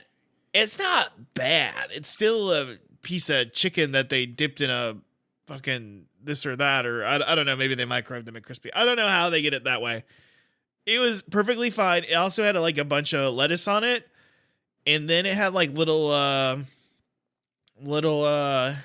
crispies on them, but I could not tell you if they were little crispy pickles or little crispy something or other. What is it, like a little crispy onions, jalapeno peppers? Or it wasn't onions; they were green. Okay. Oh yeah, I'm looking at this. It is crispy jalapenos apparently, but I guess they must not be that spicy if you couldn't tell what they were. No, I grabbed a couple and I was like, "What are these?" I thought they might have been pickles. That was fine. It was a very fine fast food product. I wouldn't tell anybody to rush it. Walk, don't run, but It definitely didn't gross me out. I think I was talking to the boss man, Scott, and he said the goo looked gross. It wasn't that bad. Okay. But it wasn't that good either. Yeah. Like, I think I like that Carolina sauce more. Yeah. But I feel like I just like a creamier, when you have a chicken product, I like having some sort of like creamy ranch or something to cut the salt. I know what you mean. Rather than I really dislike I really dislike the spicy McCrispy goo. You know that shit? That's that shit sucks. That shit's nasty. Too buffalo. It's like too sour. Like it's like buffalo shit. It's too chemically. I don't know. I mean, I guess it's all McDonald's food. It's all fucking chemicals in the end. But yeah. I'm surprised, you know, I bet Mike must be he's killing himself because he didn't get the Mike's Hot Honey collab with McDonald's. They did their own. They did their own he's shit. got it with everyone fucking else. He's got it with he shouldn't be crying at his cornflakes. Yeah. His hot cornflakes. His hot cornflakes. What do you think, Mike? All of Mike's food is hot. It's only his honey that caught on. Yeah. Oh God. Yeah. I wonder. Is it just Mike's hot mayo? Oh, okay. Mike's hot kombucha. See, a spicy kombucha I could kind of fuck with. I could kind of fuck with that. I wonder, do you know you can, if on the Mike's Hot Honey website, you can buy a 12-pound jug of honey for $130. Yeah, wow. Ooh, that seems good. That would be good. I feel like that would be good for like a Home Alone style trap. Like if I wanted to fucking like pour it on a sticky bandit head. And then it creeps down their head and like gets in his eyes. Oh, great. Mm-hmm. Yeah, it gets in his eyes and he's crying. And then you release the bees. Mm-hmm. Release the bees, bro. Yeah, that'd be pretty cool. Drop them bees. Yeah. God, that'd be epic. Russ, I am seeing now. Would it be worth getting the Ninja Slushy machine for $230 used just to make glorp? No. Just to make glorp? Just to glorp it up, maybe. I don't know. I mean, the thing is, I do love slushies. Every time I go to the movie theater, ooh. Now, this is a thought. What if I snuck in a slushie to the movie theater? What if I had like Alan, you're always so fucking proud of yourself for sneaking in shit to the movie theater. I will be, for the first time in your life, I will be impressed if you get a secret slushie in there. I will be impressed. Every time you're like, oh, I got some Reese's Pieces in there, I'm like, great, Alan, good for you. I'm gonna do this time. I listen. If you're like, yo, I've got Dr. Pepper slushie in there. They don't serve that shit out of the machine. I'll be like, a bravo, applause to you, applause. I'm gonna make like the Nathan For You like chili pump system, but with slushy. Hey, I have to bring in case I fall asleep at the movie, I have to bring my whole CPAP machine. And yes, it does look like a Ninja Creamy, but it's a CPAP machine. Don't worry about it. And the contents of it are bright blue. And don't worry, it's not. Man. That's sleep juice. That's sleep juice. That's sleep juice. Don't worry about it. And you know what? They wouldn't really worry about it. These teenagers working at the movie theater do not really give a fuck. So, you know, the sad thing is, when I walk in, what is the sad thing, Alan? Tell me about it. It's like I could be doing this already if I just wanted to like just pull the trigger and be like a person that takes their backpack to the movie theater. And I'm just like, no, I know I could be doing it. I could have nachos. I could have a full like Taco Bell meal in the movie theater. Excuse me. I have the same disease that the rhino from the Craven movie has. I have to wear a backpack. I have like I have the slushy port in my stomach. Oh, you're like that like weird face mask guy from Star Wars Episode 2 who's on the council of the evil of the Trade Federation. Yeah, could be you. Man, I gotta figure out. So the last thing I was legitimately thinking like, how do I sneak these in? Is because now that for most movies, I'm not gonna buy the popcorn. I'm just gonna get the super pretzel because the super pretzel gets me my salt fix, but it's only like 400 calories. But I'm also like, I know I can buy like a box of 12 super pretzels at Walmart for like $5 and they're charging me $10. I thought you were going to do the cheese. I thought you would bring in a jar of like the cheese is actually shelf stable cheese. The cheese is actually very easy to sneak in because they just give it to you in a little Dixie cup or whatever. And you can just, it would just be very easy for me to just like, you know, fill up a little cup full of microwave cheese and then just. For a person who claims they like the movie theater so much, you sure want them to fucking close. The way you steal, you thieve, everything, every penny you can suck out of this damn movie theater, you're trying to get out. Well, you know what I usually do, Russ? I usually buy just the drink from them. Because that's just the drink. That's the one thing I'm not sneaking in. But now, if I sneak in the slushies, I'm gonna just be walking completely past the concession stand. And then Alan's on a first date and said, I paid for the drinks. We can split the bill, ladies. I'm just saying. Look, ladies, if you want to go to the movies with me, just bring a purse is all I'm saying. And we can there's like a fancy restaurant right outside the movie theater. We'll just get to go from there and just sneak it in. Just give me something to smuggle shit in, please. Alan is like, we need to get, if we're on a date, like minutes before walking the theater, hey, I have like 5 or 6 boxes of dollar candy I bought from Walmart. We buy a bulk, it's cheaper.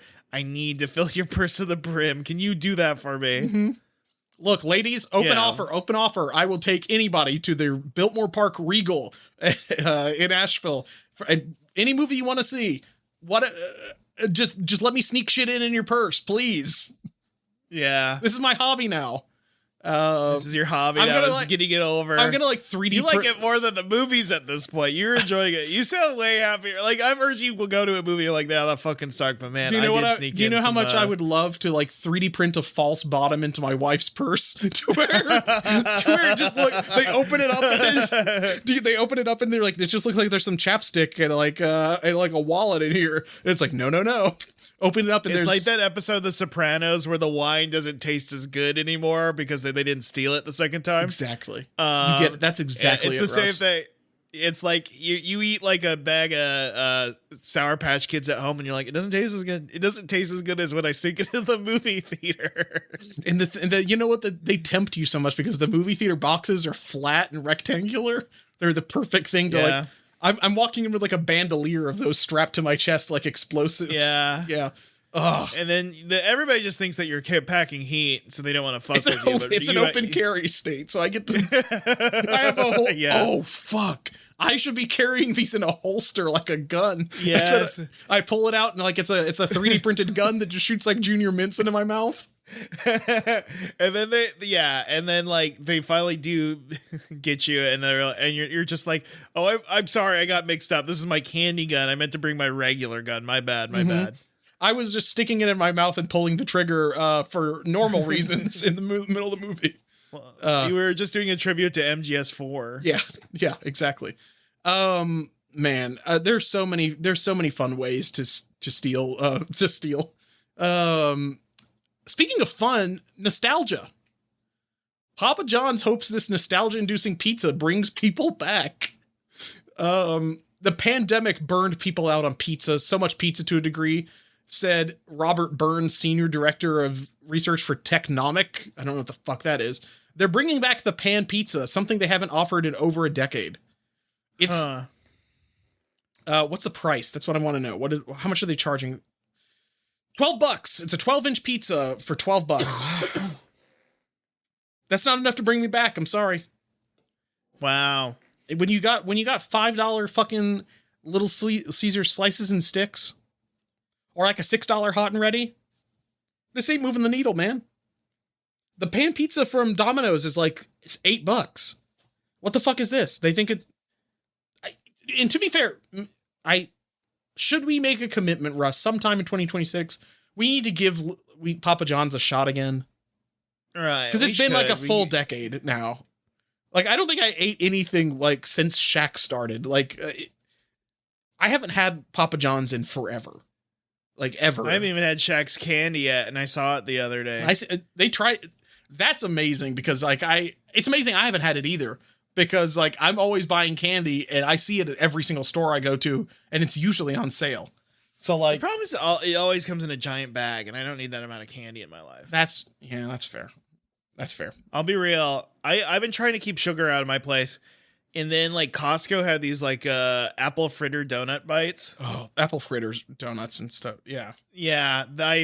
And it was like a huge box of them, and I finished them in the course of 3 days. I'm like, why did I do that? I feel like shit. Why did I do that? My week. If every time I go to Publix, they have guava and cheese turnover bites, like little like the little bites. That's like a little turnover kind of thing. I fuck with those so heavy. I have to get them no matter what. Dude. I can't keep those in my house. I can't do it. It's not good. You can't do it. You gotta. They're tempting me. They're tempting me just like I'm tempted to steal from the movie theater all the time. You did get the Luigi soap. Oh, I did get the Luigi soap. I mean, I can review that very briefly. I'm assuming this is what Luigi smells like. I did get in an argument with a friend that they're like, no, that's what Vanilla Sands smells like. That is what Vanilla Sands smells like. But I bet Luigi hangs out there a lot. Why would they put him on the bottle if he doesn't go there a lot? How do you feel about the Mario Galaxy movie using locations seemingly only exclusively from Mario Odyssey? It doesn't really hurt my feeling. I don't know. It's hard for me to get like upset about these Mario movies, and that game did sell like 100 million copies or something insane. So it's like I get it, you know. I like that. I do like that it pisses people off because they think that like it should go sequentially. There needs to be a Mario 64 movie, then a Mario. Oh, you know what I mean? Because it's like they put in Bowser Jr. and it's like we're never getting a Mario Sunshine movie, and then they put in this and we're like, well, we're not going to get a separate Odyssey movie either. And it's like, did you really think they were going to introduce Cappy? Do you think there was going to be a movie with Cappy? Did you think that? I don't think there's any freaks out there who's like, why can't we go meet Prince Bean Bean? Why can't we go to the damn Bean Bean Kingdom? Where's Wart? Where's Wart? I have said this in the past before that I do think that the Mario movies, they should have just done the Mario and Luigi video games, but as movies. That would have been a lot better. But that would have been infinitely better. But people want to fuck Fawful too much, though. That's the problem. People want to fuck Fawful? They would want to fuck Fawful too much if they put him in a movie. Oh, they would choose like Bill Hader to do. I mean, Bill Hader, like, LOL random. He would be Fawful, like so. It maybe Rainn Wilson. I could see Rainn Wilson Fawful for some reason. I don't know why. Yes, Baha'i Fawful. Baha'i Fawful. Didn't Rainn Wilson have some sort of thing called like Soul Waffle or some bullshit? Like, wasn't that his podcast that he had in like 2012 or some shit? Yes, I don't remember if it was college or high school, but I remember one instructor I had in playing clips of that for me and me being like, this is the lamest shit on earth. I'm gonna reject any level of authenticity or positivity. It was like new sincerity stuff, so I kind of get why it was. I'm going back to listening to my Max Fun shows. Thank you. Yeah, so Papa John's, you're fucked. Nobody's gonna buy this shit. Nobody cares. Wow. Except us, we'll probably get it. We'll try it and say it's bad.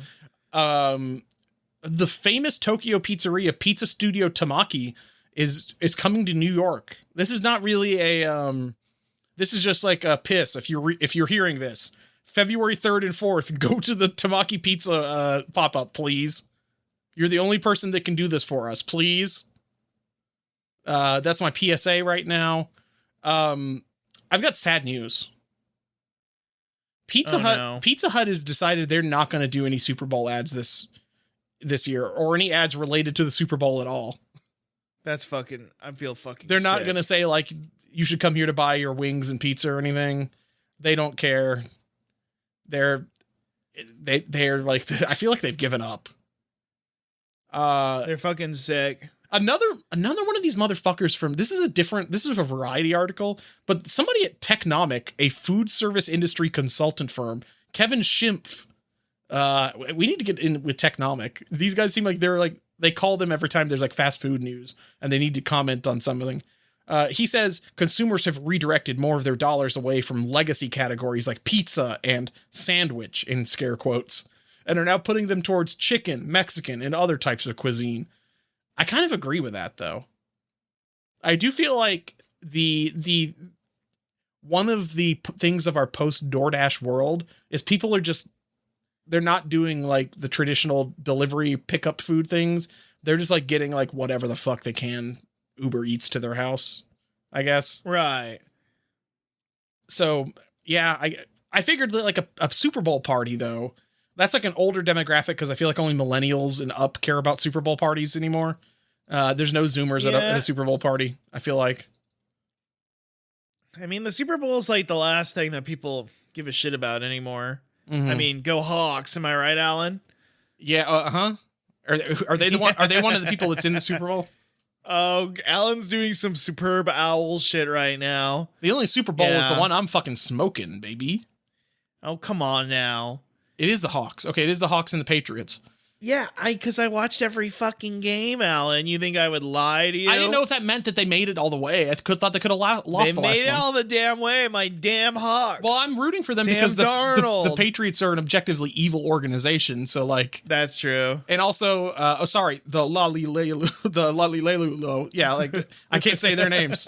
But the Patriots are evil. So you're in the moral right here.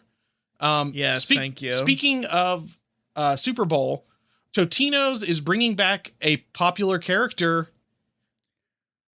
I'm sure you knew. Huh? I'm sure we've all been waiting for this guy. That's right. It's Chasmo. Chasmo's back. Chasmo, yes, the beloved character. The guy we all know and love and that we've never talked about before, but I guess like he was a meme or something. This guy looks like DV from the Tim and Eric Christmas special. He does.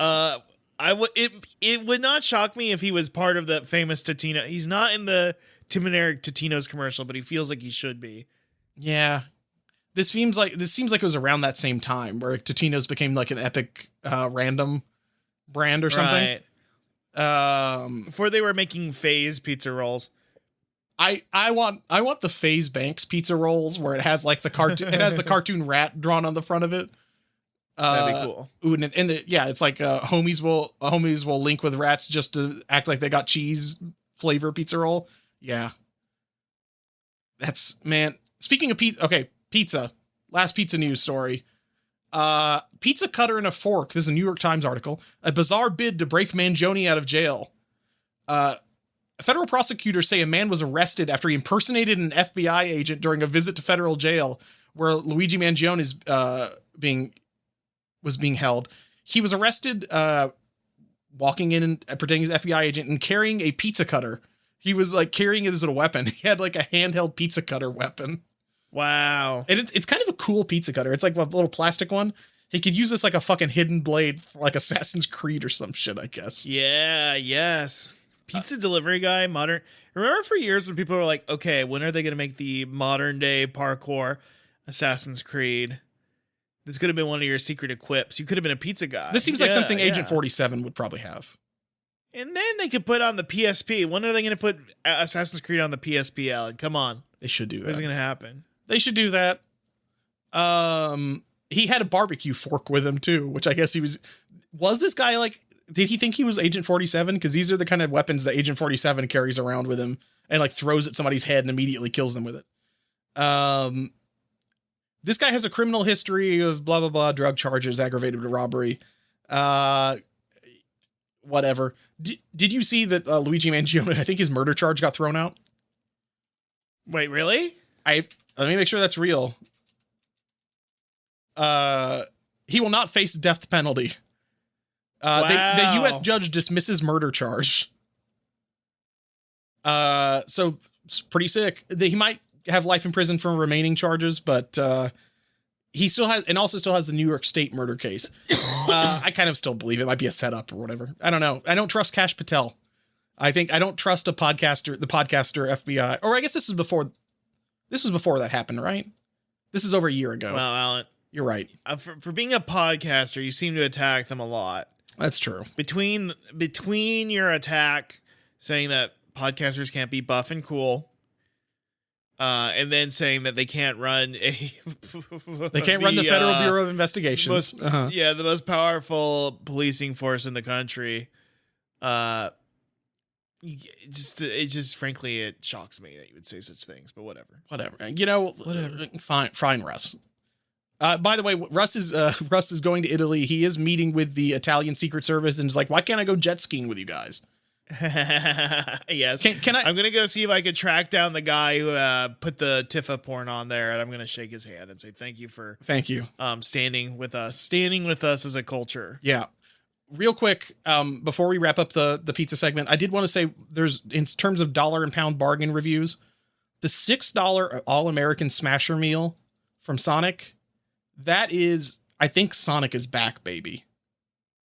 I think Sonic might be, we're so fucking back territory. That is a real dollar and pound bargain. No cap. Like, it's really fucking good, man. Do they use food science to make it better, or is it just a good cheeseburger? It's just a solid cheeseburger. And you know what I think made it better than the regular cheeseburger is the Smashers.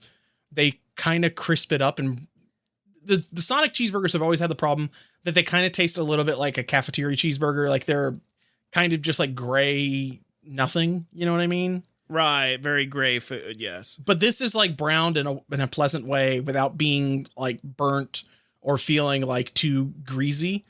Now, you can customize these. You would maybe argue take the pickles, the lettuce, tomato off, get rid of the sauce, add more sauce, whatever. I just like it as is with all the lettuce and tomatoes.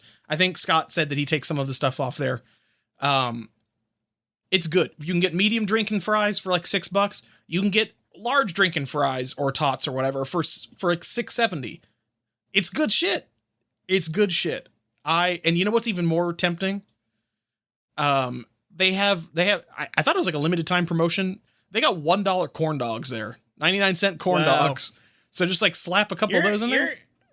You're glazing this product so much, we might as well change the podcast to Sonic the Restaurant and Pizza Podcast. Not even talk about. I mean, if I go to Sonic a lot, because there's one fairly near me. It's like just off Airport Road. I love it.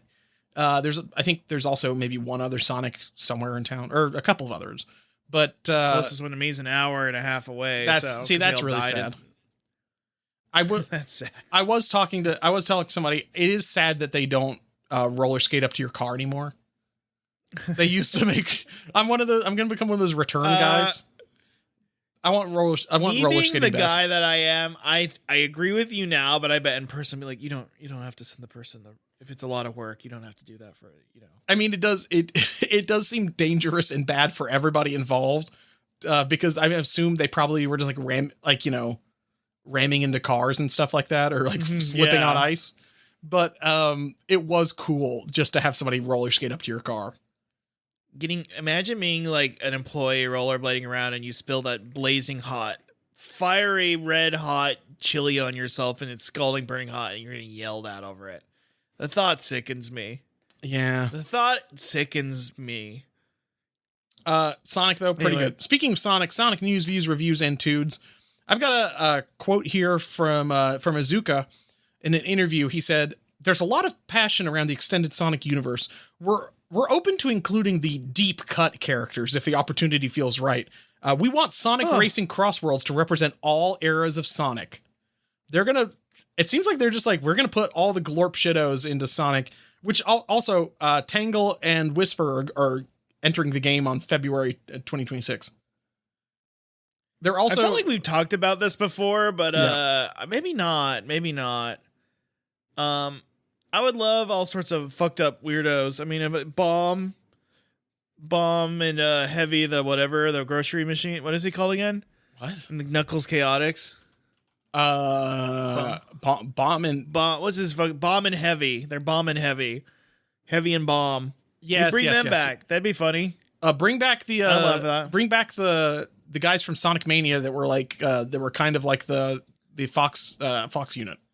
Remember those guys? I bet he would do it for cheap. You could get Ken Penders to license Julie Sue.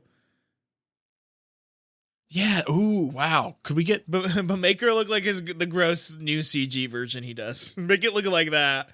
Get me to buy Sonic Crossworlds. Okay, yeah. That would be fucking funny. Who else? That'd be pretty cool. Marine the Raccoon. Which, it disgusts me to say the Marine the Raccoon is over 10 plus years old, so she is retro now. Is Styx the Badger in the game yet? I don't want Styx the Badger. I don't fuck with I know, that. but they're going to put her in the game, is the thing. My co-host and friend Hunter on the other podcast on what's it fucking what you tokuing about? I felt so vindicated. He was like, yeah, I watched a lot of the Sonic Boom cartoon too. It fucking sucks. Thank you. The cartoon's no good, and it only lingers in people's memories from the out of context clip for the 2 or 3 funny jokes every 10 Yes, episodes. 100%. Yes, you got it. You nailed it. Fake fucking cartoon. Not real. Not real. Okay, we watched all that shit. Yeah, we watched it all. Nobody else sat through it every single week. And I felt like, are we being too angry video game nerd every time we would review it? Because I felt like, are we being like negative for the sake of being negative? Like, you know what I mean? Like ranting? Yes. No, it was just bad. Yeah, you're right. You're right. Anyway, thank you. Finally, Vendetta completed against that. Yeah, I'm glad that one other person that has watched all this bullshit understands what's going on. I also want to say my bad. I was wrong about the whatchamacallits, the hard-boiled heavies from Sonic Mania were not the Fox unit folks. They were not those guys. That was actually the IDW comics with Whisper the Wolf and then Mimic Octopus and all of those guys. Those guys were like the Metal Gear villains. That's what I was thinking about. Right. I'm sure I know somebody was going to be mad. Jared the Fox 92 or somebody was going to be really mad at me if we didn't talk about that. You mentioned Chaotix earlier, Russ. Well, what? Sega's narrative theories, the Chaotix case files. Have you seen this? I know of it. I know it exists. I don't really know what it is. The Chaotix case files is a audio podcast series that just debuted. I haven't listened to the first episode. Is earlier this week. It's like a narrative podcast that they just launched. That sounds so Japanese. Somebody, I like when shit like that goes down, where they're like, yeah, we're doing radio theater to keep the brand alive. That's awesome. They're investigating it's the Chaotix investigating a museum heist. Find out what kind of trouble Sonic is getting into this time and how his investigator friends get roped into this new audio adventure. Rebecca Sugar is doing the theme song. Yeah. Sorry, this just reminds me of like Suda51. He wrote a Snatcher radio series based with Hideo Kojima sick involved. And it did you ever I like Rebecca Sugar, you know, I don't have any strong feelings about Steven Universe because I'm not 12 years old. The Adventure Time songs are good. I like those. Yeah, Adventure Time songs are good. Did you ever watch The Elephant? I feel like that came and went so quick. The Elephant. Oh, that thing where it was like a bunch of different people. Yeah, it was cool. I should watch that. Yeah, is that on? It's only like 20 minutes long, so it's like it's just. Is that on watching. like HBO Max or some shit? Yeah, I mean, it's like Mind Game, but it's not as good as Mind Game. But I don't really like Mind Game because it's a little too long. Do you like Mind Game? I've never watched Mind Game. Yeah, I think you would like it. You would like it more than me because I think Mind Game's really cool for the first 30 minutes. And then there's a 30 minutes where I'm like, I'm pretty fucking good with Mind Game. And then the last 30 minutes are pretty good again. Okay. Okay. But you like, you like Walk On Girl and I do like Tatami Galaxy and all that shit. Tatami Galaxy. Yeah. It's that same energy. It's that same chaos energy. I should rewatch Tatami Galaxy. I've been wanting 100% you should. It's good as hell. I know, it's good. Fuck. Anyway, Tatami Time Machine Blues, very good too. I do like they do have the most weird, like awkward rapping ending for that. Did Maury Calliope work on it? I wish. That's gonna be huge. I wish. That's gonna be huge when this was he doesn't even work at Science Saru, doesn't he? What's his name again? Masaki or Yuasa, yeah.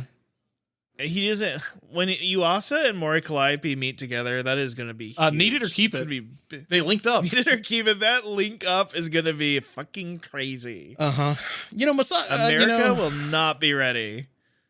Maury Calliope's kind of like my Ozu personally because she's connected to me through the black thread of fate. Ozu. I was thinking like the beloved old movie director from Japan who makes like a Tokyo Story. No, I was making the reference to Tatami Galaxy. Oopsie, my bad. It's like I said, I need to rewatch it. It's good. I as quite hell. liked it, but so much happens in it. Well, so much and so little, actually. So much reading you have to do when you're watching any of these Tatami Galaxy related things. Yes. It's a lot of reading. I can't blame people that got they got filtered by that, because it's like, what the fuck? A lot of subtitles going by really fast. I tried rewatching it like maybe a year or two ago, and I'm like, I'm too high. I can't read this fast. This is not happening. You just enjoy the vibes, yeah. By the way, so the Chaotix podcast, I'll give it a listen. This is, of course, the reason why the Sonic account posted earlier this week. Sega is releasing all the files. Yeah. How do you feel about like audio like story podcasts? Do you like that? I feel like I can never get into that shit. I listen to like episode 1 and 2 and I fall off. Yeah, I've never been a super big fan of that, to be honest with you. I mean, there was that period in 2013 where everybody listened to Welcome to Night Vale, and then I got real sick of it. No, I listened to 2 episodes of Welcome to Night Vale, and I think that shit sucks. I listened to like 10 episodes, and then eventually, like, I'm sick of the shit. No, that shit fucking sucks. I'm sorry, anybody who likes that. I even think the Fink guy seems like a good guy. I'm sure he does. That shit sucks. I mean, look again. It's like, I think most of the Max Fun hosts are probably nice people, but I think that shit sucks. Yeah, I guess you're right. Yeah, you know what I mean? It's just like, it's like this was made for a time that we don't live in anymore. I'm sorry. It's a time long gone. And then it was mostly about like this guy wanted to play. It wasn't like it was not a scary podcast. And then he wanted a boyfriend, but I don't know. Yeah, That's what I remember about it. Well, it was the thing where it's like they mentioned this character, and then I think slowly over time, it was kind of an Adventurezone kind of situation where it's like slowly over time, one of the characters became gay. Do you know what I mean? Wow, like, that's beautiful to hear. It was a real Taako Adventurezone type situation where like he slowly became gay over time. That's beautiful to me. Yeah, it's like planting a seed, and it bloomed into a beautiful thing for people to draw Tumblr fan art of. Mm-hmm. Anyway, mm-hmm. Yeah. Oh wait, I already brought this fucking guy up. Sorry, I looked at the doc for once. Yeah, that's right. Speaking of files, Ken Penders reveals new Sonic Comic Legacy Collection, The Shadow Files. It's currently available for pre-order, which I'm going to do. It's set to contain the entirety of Sonic issue 98, story pages from Sonic Universe issue 2 that complete the Sonic Adventure 2 adaptation. That's sick. Stories from issues 124, 25, 45 through 49, 157 through 59, and a bunch of other bullshit, which were based on Ken's unpublished scripts that are now seeing print for the first time. It's also going to have bonus material and artwork from fellow Archie Sonic comics, including Patrick Spaziante, Ron Lim, Don Best, Dave Manak, Jeff Axer, Art Mawhinney, Stephen Butler, and Tracy Yardley. There's 2 versions of this.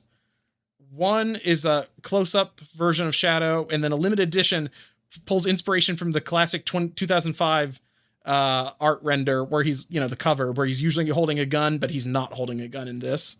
That makes me sad. I would love to have... I do like that Ken Penders is like lib, so he's like, he does not like any of the Sonic characters, which he does not care about, but yeah, none of them can hold guns. Yeah. I'm kind of upset about that. I do want him to have a gun. I'm going to have to buy this because it has the bio lizard in it. If it's the ending of, you know what I mean? I mean, knowing Ken Penders, maybe it just does it. I mean, maybe instead of the bio lizard, they go to like a malt shop and Sally Acorn's having dinner with another person, and then he implies 15 years later that they actually had sex before. You know what I mean? I could see that. That feels like most of what he does these days. Is this one of those situations where like he has the publishing rights to these comics? He doesn't own the characters, but he can reprint the comics that he worked on. Something like that. That's so weird to me. That's crazy. It's cool. That's nuts. It's swag. That's nuts. So cuckoo bananas. Because it's like the Adventure Time comic, which I keep meaning to read. That is getting republished by a different company now, because it was published by Boom Studios, which is like the people like those Adventure Time comics, but they were like objectively evil. Yeah. What was evil about all the people who wrote and drew for it were being like paid sub $200 for like, ugh. Yeah, it was like really bad shit, like working people to death. Well, a guy died making it. Okay, not great. Yeah, I will say, and so that studio Boom died because people didn't want to work there. Yeah, and, not good. We don't like to hear that. And we don't like to hear that. So it's being republished by Oni Press. And so I'm always like, do they just have the right? I don't know how comic book publishing works, if I'm going to be frank, especially with all IP shit. It's weird. No, yeah, I don't really know either. That's kind of weird. The Shadow Files is $75 US. Wow.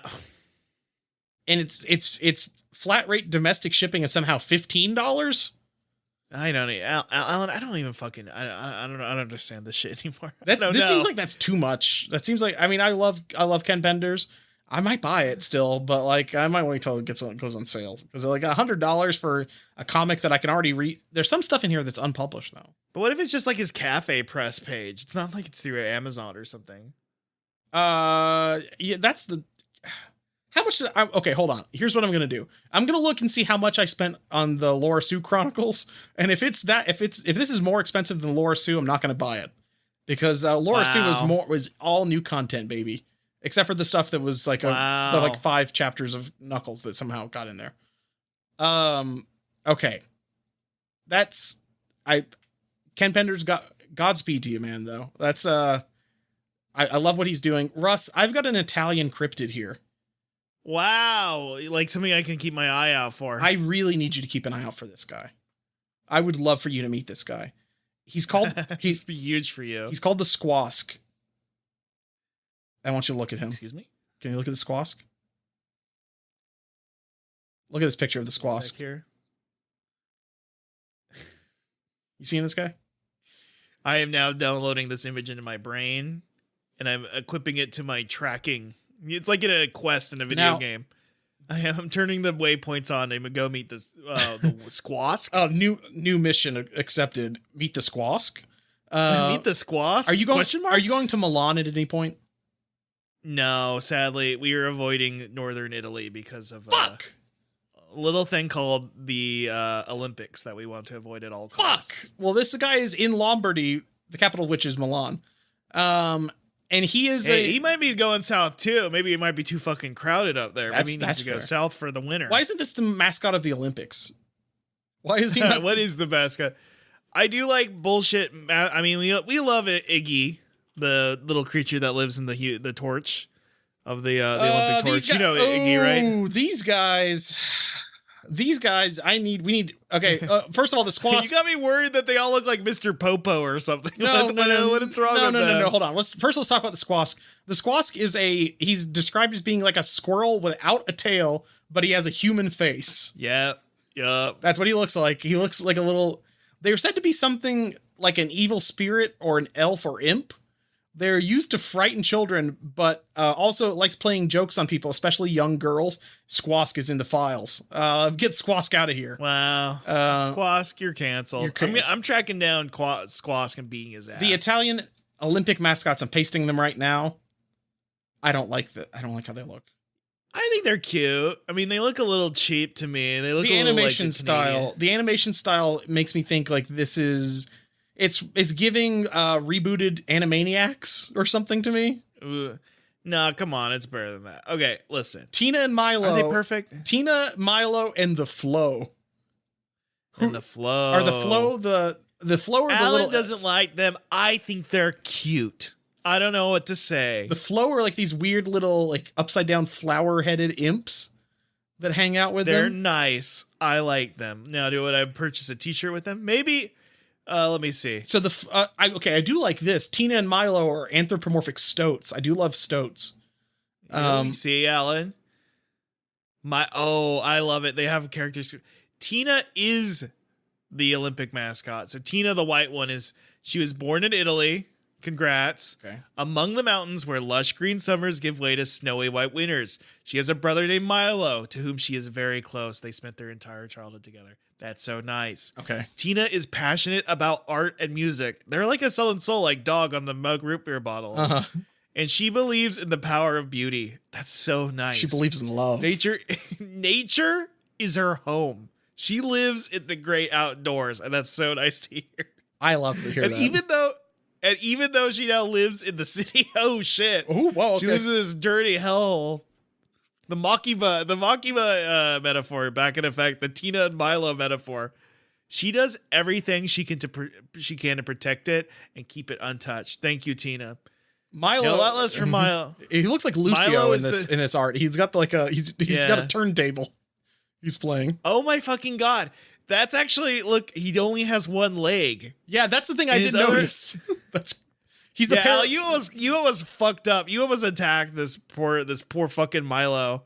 Yo, he's the Paralympic mascot. Heat. He was born without one paw, but thanks to his creativity and strong will, he learned to use his tail and turned his difference into a strength. I like that. That sounds cool. I thought they just drew his one because the art, his tail is bent like a leg, and I just thought like they made one of his legs. He's using he has a prehensile tail, I guess. There's art of him playing.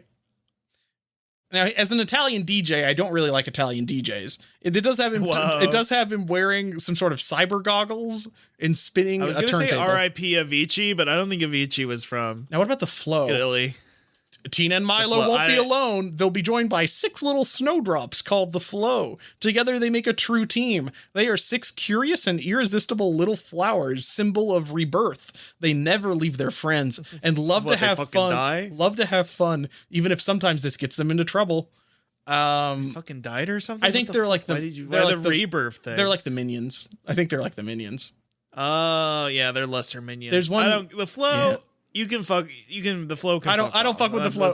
I do. One of the Flows is a superhero and is flying. One of them's a nerd and has glasses. One of them's got sunglasses, so he's the cool Flow. One of them seems to be shy. One of them is a painted face like Ziggy Stardust style. Like it has a star painted over everyone's eyes, and it's wearing like a 70s style outfit. And then one of them's got like snow goggles, and I guess is like the sports Flow. I don't like the animation style is my main thing. These look okay. I'm looking at these look like an HBO Max more recent. Bumper. Yeah, these look like an HBO Max era Looney Tunes kind of thing going on here. Yeah, I hear what you're saying. Listen, I don't hate the idea of I think the 2 characters, like it's interesting. They're like with it's 2 stoats and some weird little freaks. That seems cool to me. I don't like how they're drawn. The art style pisses me off. I do want to see. I get what you're saying. The Milano Cortina 2026 organizing committee described the pair as the first openly Gen Z mascots. Yes. These are the first. They're going 6, 7. Yeah, that's gonna be epic. I like that they say they're openly Gen Z. So were the other ones like closet Gen Z? Was the France Olympics like a closet Gen Z? I had a second there when I heard Gen. I'm like, they're the first mascots that have genders. the first gendered mascots. I mean, the last ones, did they have gender? They were like the French ones. I will say stupid.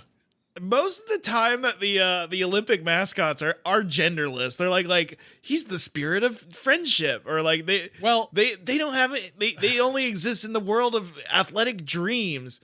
I like these guys because you can fucking touch them with their hand. They're not like Iggy. They're not in the fucking Olympic. They're not in the fucking blazing world where they're like some sort of metaphorical concept or some shit. They're they're real ass stoats. And the Iggy thing, I don't like when they're like the dream and the spirit of the athletics, because then we all know that the IOC, the International Olympic Committee, is maybe like one of the top 25 most evil organizations on Earth. Yeah.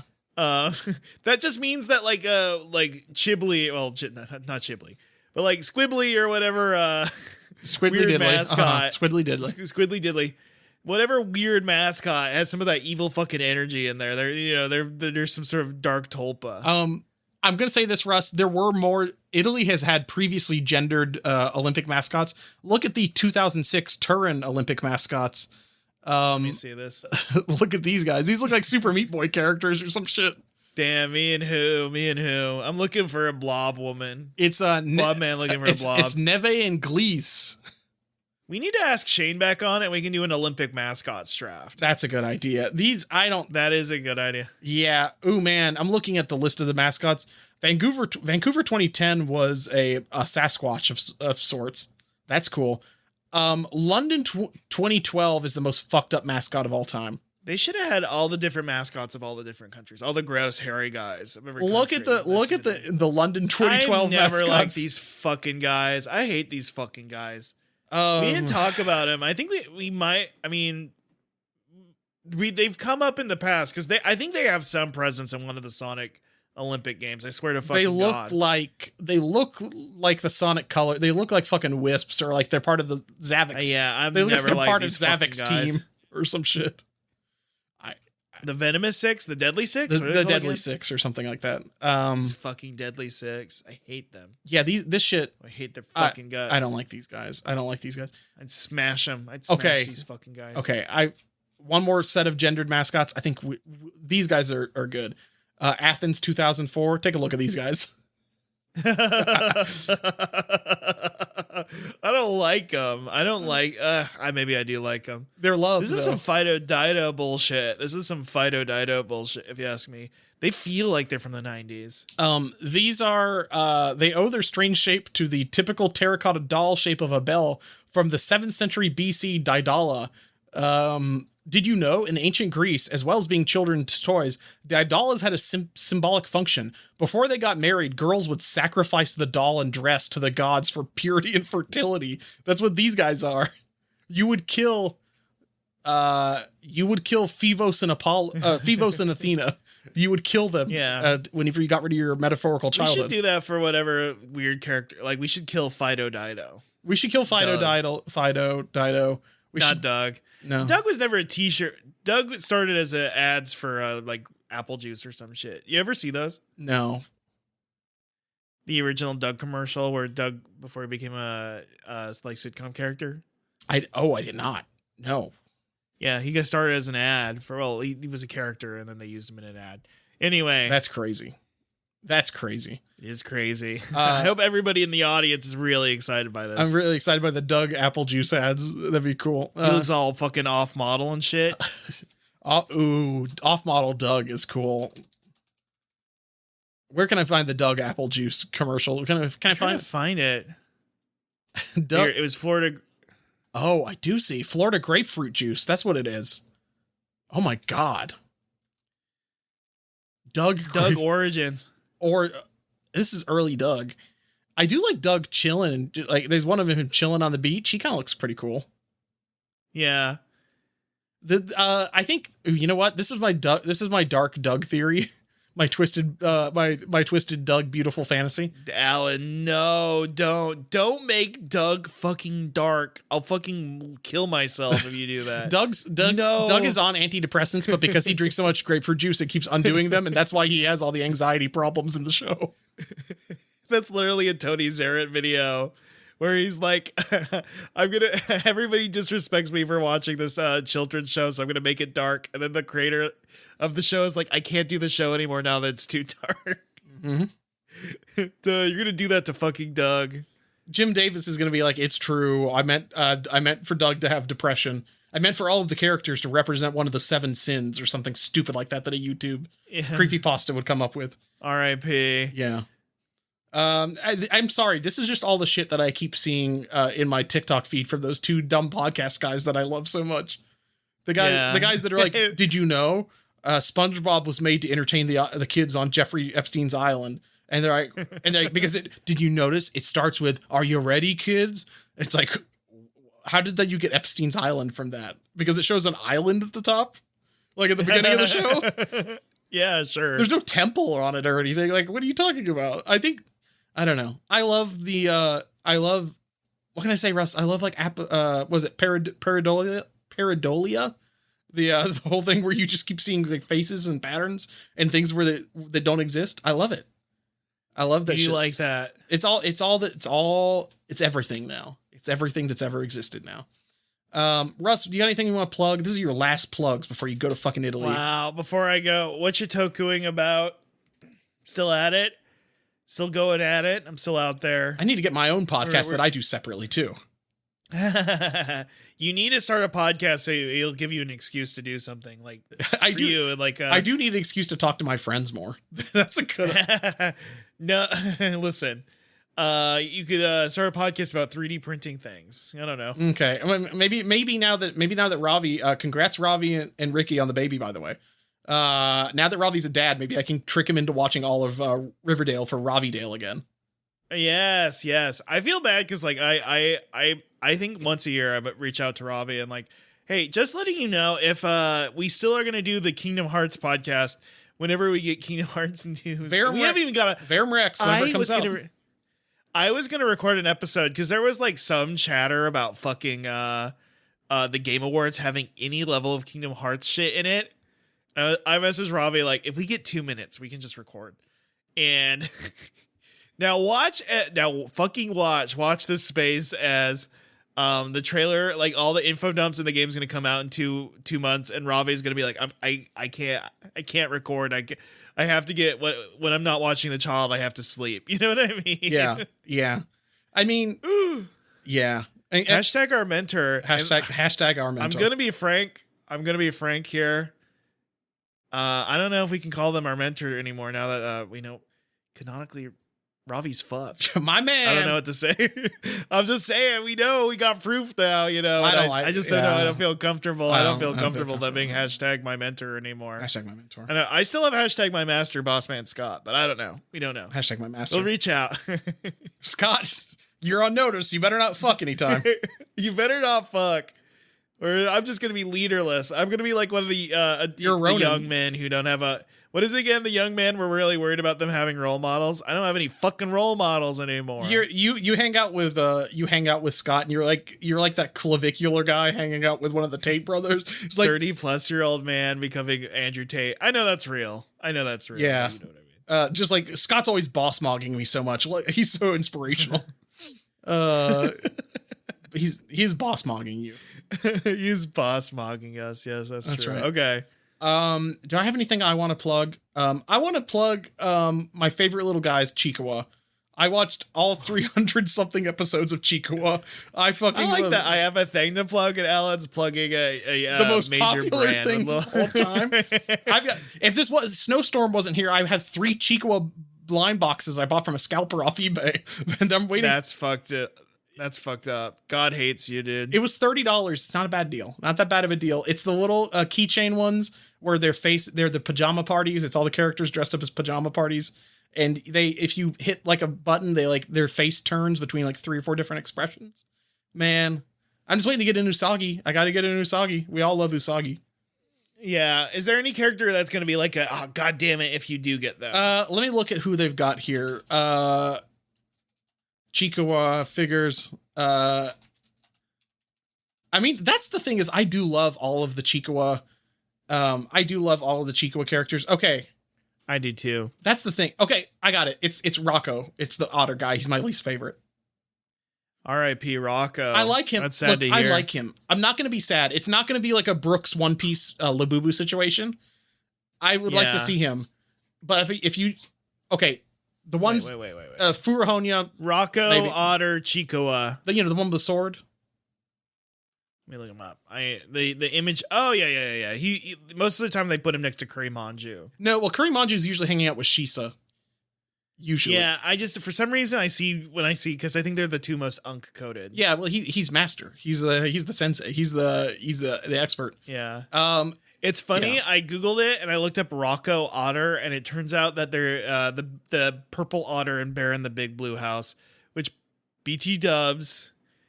Some people say I look like Tutter from Bear in the Big Blue House. That's not fucking true. I'm not mouse coded. That is the mouse. I think the thing is you've got those piercing blue eyes, and Tutter has piercing eyes. I think that's the thing. Not like Tutter. I feel so disrespected right now. Who would you like to be from Bear in the Big Blue House? The Barry, the beloved, gentle-voiced bear with his lovely singing voice. Here's the thing. Why can't I have that? Here's the thing, Russ. The Italian man said you're not fat no more. Oh, I am not fat no more. You might be. God damn it! You might become Trilo. Do you want to become Trilo the lemur? I'm not like Trilo. I'm not like Trilo. I see more Trilo than Tutter. I see. You see Trilo. I see Trilo. How dare you? He talks like a weird baby. He's like, my name's Trilo. He doesn't have. I think he doesn't speak English. Like Those are maybe my least favorite characters. Like Jenny Nicholson, the YouTuber. She doesn't like monkeys and like rambunctious characters. Oh, would she hate Usagi? You know what I mean? Would she hate Usagi? She would hate Usagi, but that's fucked. She hates like troublemakers. I hate like baby voice guys. I can't stand that shit. So you hate. So you don't want to get Chikawa. I mean, Chikawa doesn't speak, at least. No, Chikawa doesn't have a baby voice. That's like a child's voice. I guess you're right. I'm talking like somebody doing like that kind of voice, and I'm sorry to do it right in the mic. I feel bad about that. Yeah. Yeah, I mean, look, if I got 3 of these blind boxes, the Pajama Party blind boxes. If it's any of the characters, I'm going to be happy, but really what I want most of all, it's Usagi, it's Momonga, it's Kurimanju. Yeah. 100%. Those are my It's so funny. It's like that's the other triangle to me. It's kind of like you have Chikawa, Usagi, Hachiwara, yeah. Hachiwara, and they're the main trio, and I like them all. Don't get me wrong. I fucking like them.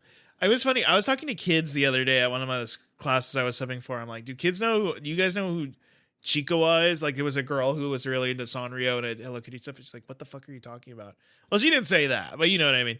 And I was like, get ready for Chikawa. That's the next big thing. Get ready. Yeah. America, Chikawa madness is going to run wild. I think it's Pokemon too.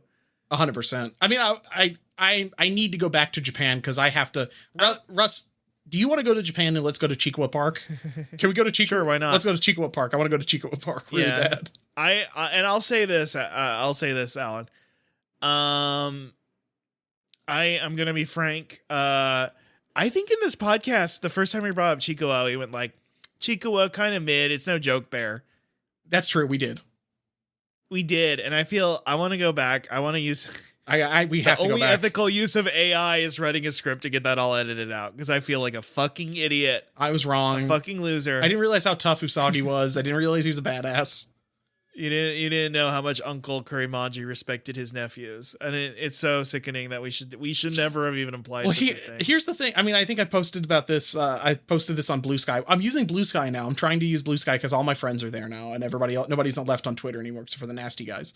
I said like 5 episodes into Chikawa, this Usagi guy is kind of funny.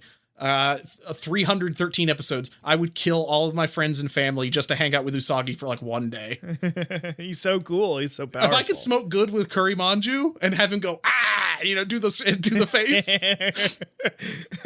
I love that guy. Bro. We here in America, we don't have any. Nothing's making me do that. But like the stumps have been cleared. We need uncles back on stumps. You know what I mean? We need an uncle on a stump, like eating like a fish sausage or something. Like I need that so bad. And you know the thing that's about Chikawa is like they keep on introducing new characters. I'm like, I don't know if I like this new guy, and then I'm like, oh, I love this new guy. I think I love. America's ready for it. Yeah. The thing is, what I think Americans are going to say, like, Chikawa's too soy. Chikawa can't talk. Like, Chikawa's too soy. Chikawa is afraid to go talk to the ramen armor guy. They won't order the fucking ramen and can't ask for extra garlic. Vulgar the America KKKans can't handle Chikawa. I think that's right. Here's the thing, though. Chikawa, out of all the characters, only homeowner. Chikawa owns a home. You know this, right? Chikawa was the only... Because Hachiwara don't own a home. Hachiwara lives in a fucking cave. He has a guitar, though. He does have a guitar, And a camera. And Usagi just, like, lives in the woods. Like, Usagi's, like, some sort of, like, traveling adventurer. Chikawa's a homeowner, so what can I say? And like Donald Trump said the other day, I can't betray my homeowners. We're making the house prices go up. Yes. We got to make the house prices go up and up and up. But we're in the damn barnyard. Though I'd say in this one, it's a good barnyard because we're not seeing pig here. We're seeing Kurimanju. Oh God! What I would give to get a text from Kurimanju. What's the name of the guy with the nasty Dark Souls Knight guy? Oh, you're Roy-san. Pack? We made the same joke on the last or the The episode before last, we said getting a text from your Roy Sod, like, meet me in the barnyard. Yeah, yes. Okay, well, you know what? Yeah. Yeah, I'll let everybody know if I got an Usagi in my blind boxes. I know everybody's going to be on bated breath. But, god damn it, I love Chikawa. I love them so much. I need an excuse to go spend money and go to the Chikawa. Do you know you can get the curry manju beer and a spicy Chikawa curry at the Chikawa restaurant? I need to get it. I'm so upset. I need to get it. I need to sit in the goofy little car. You can sit in the goofy little car next to Rocco. You could do it. Ugh, I'm so pissed off. Okay. All right, folks. I guess until next time, live and learn. Live and learn.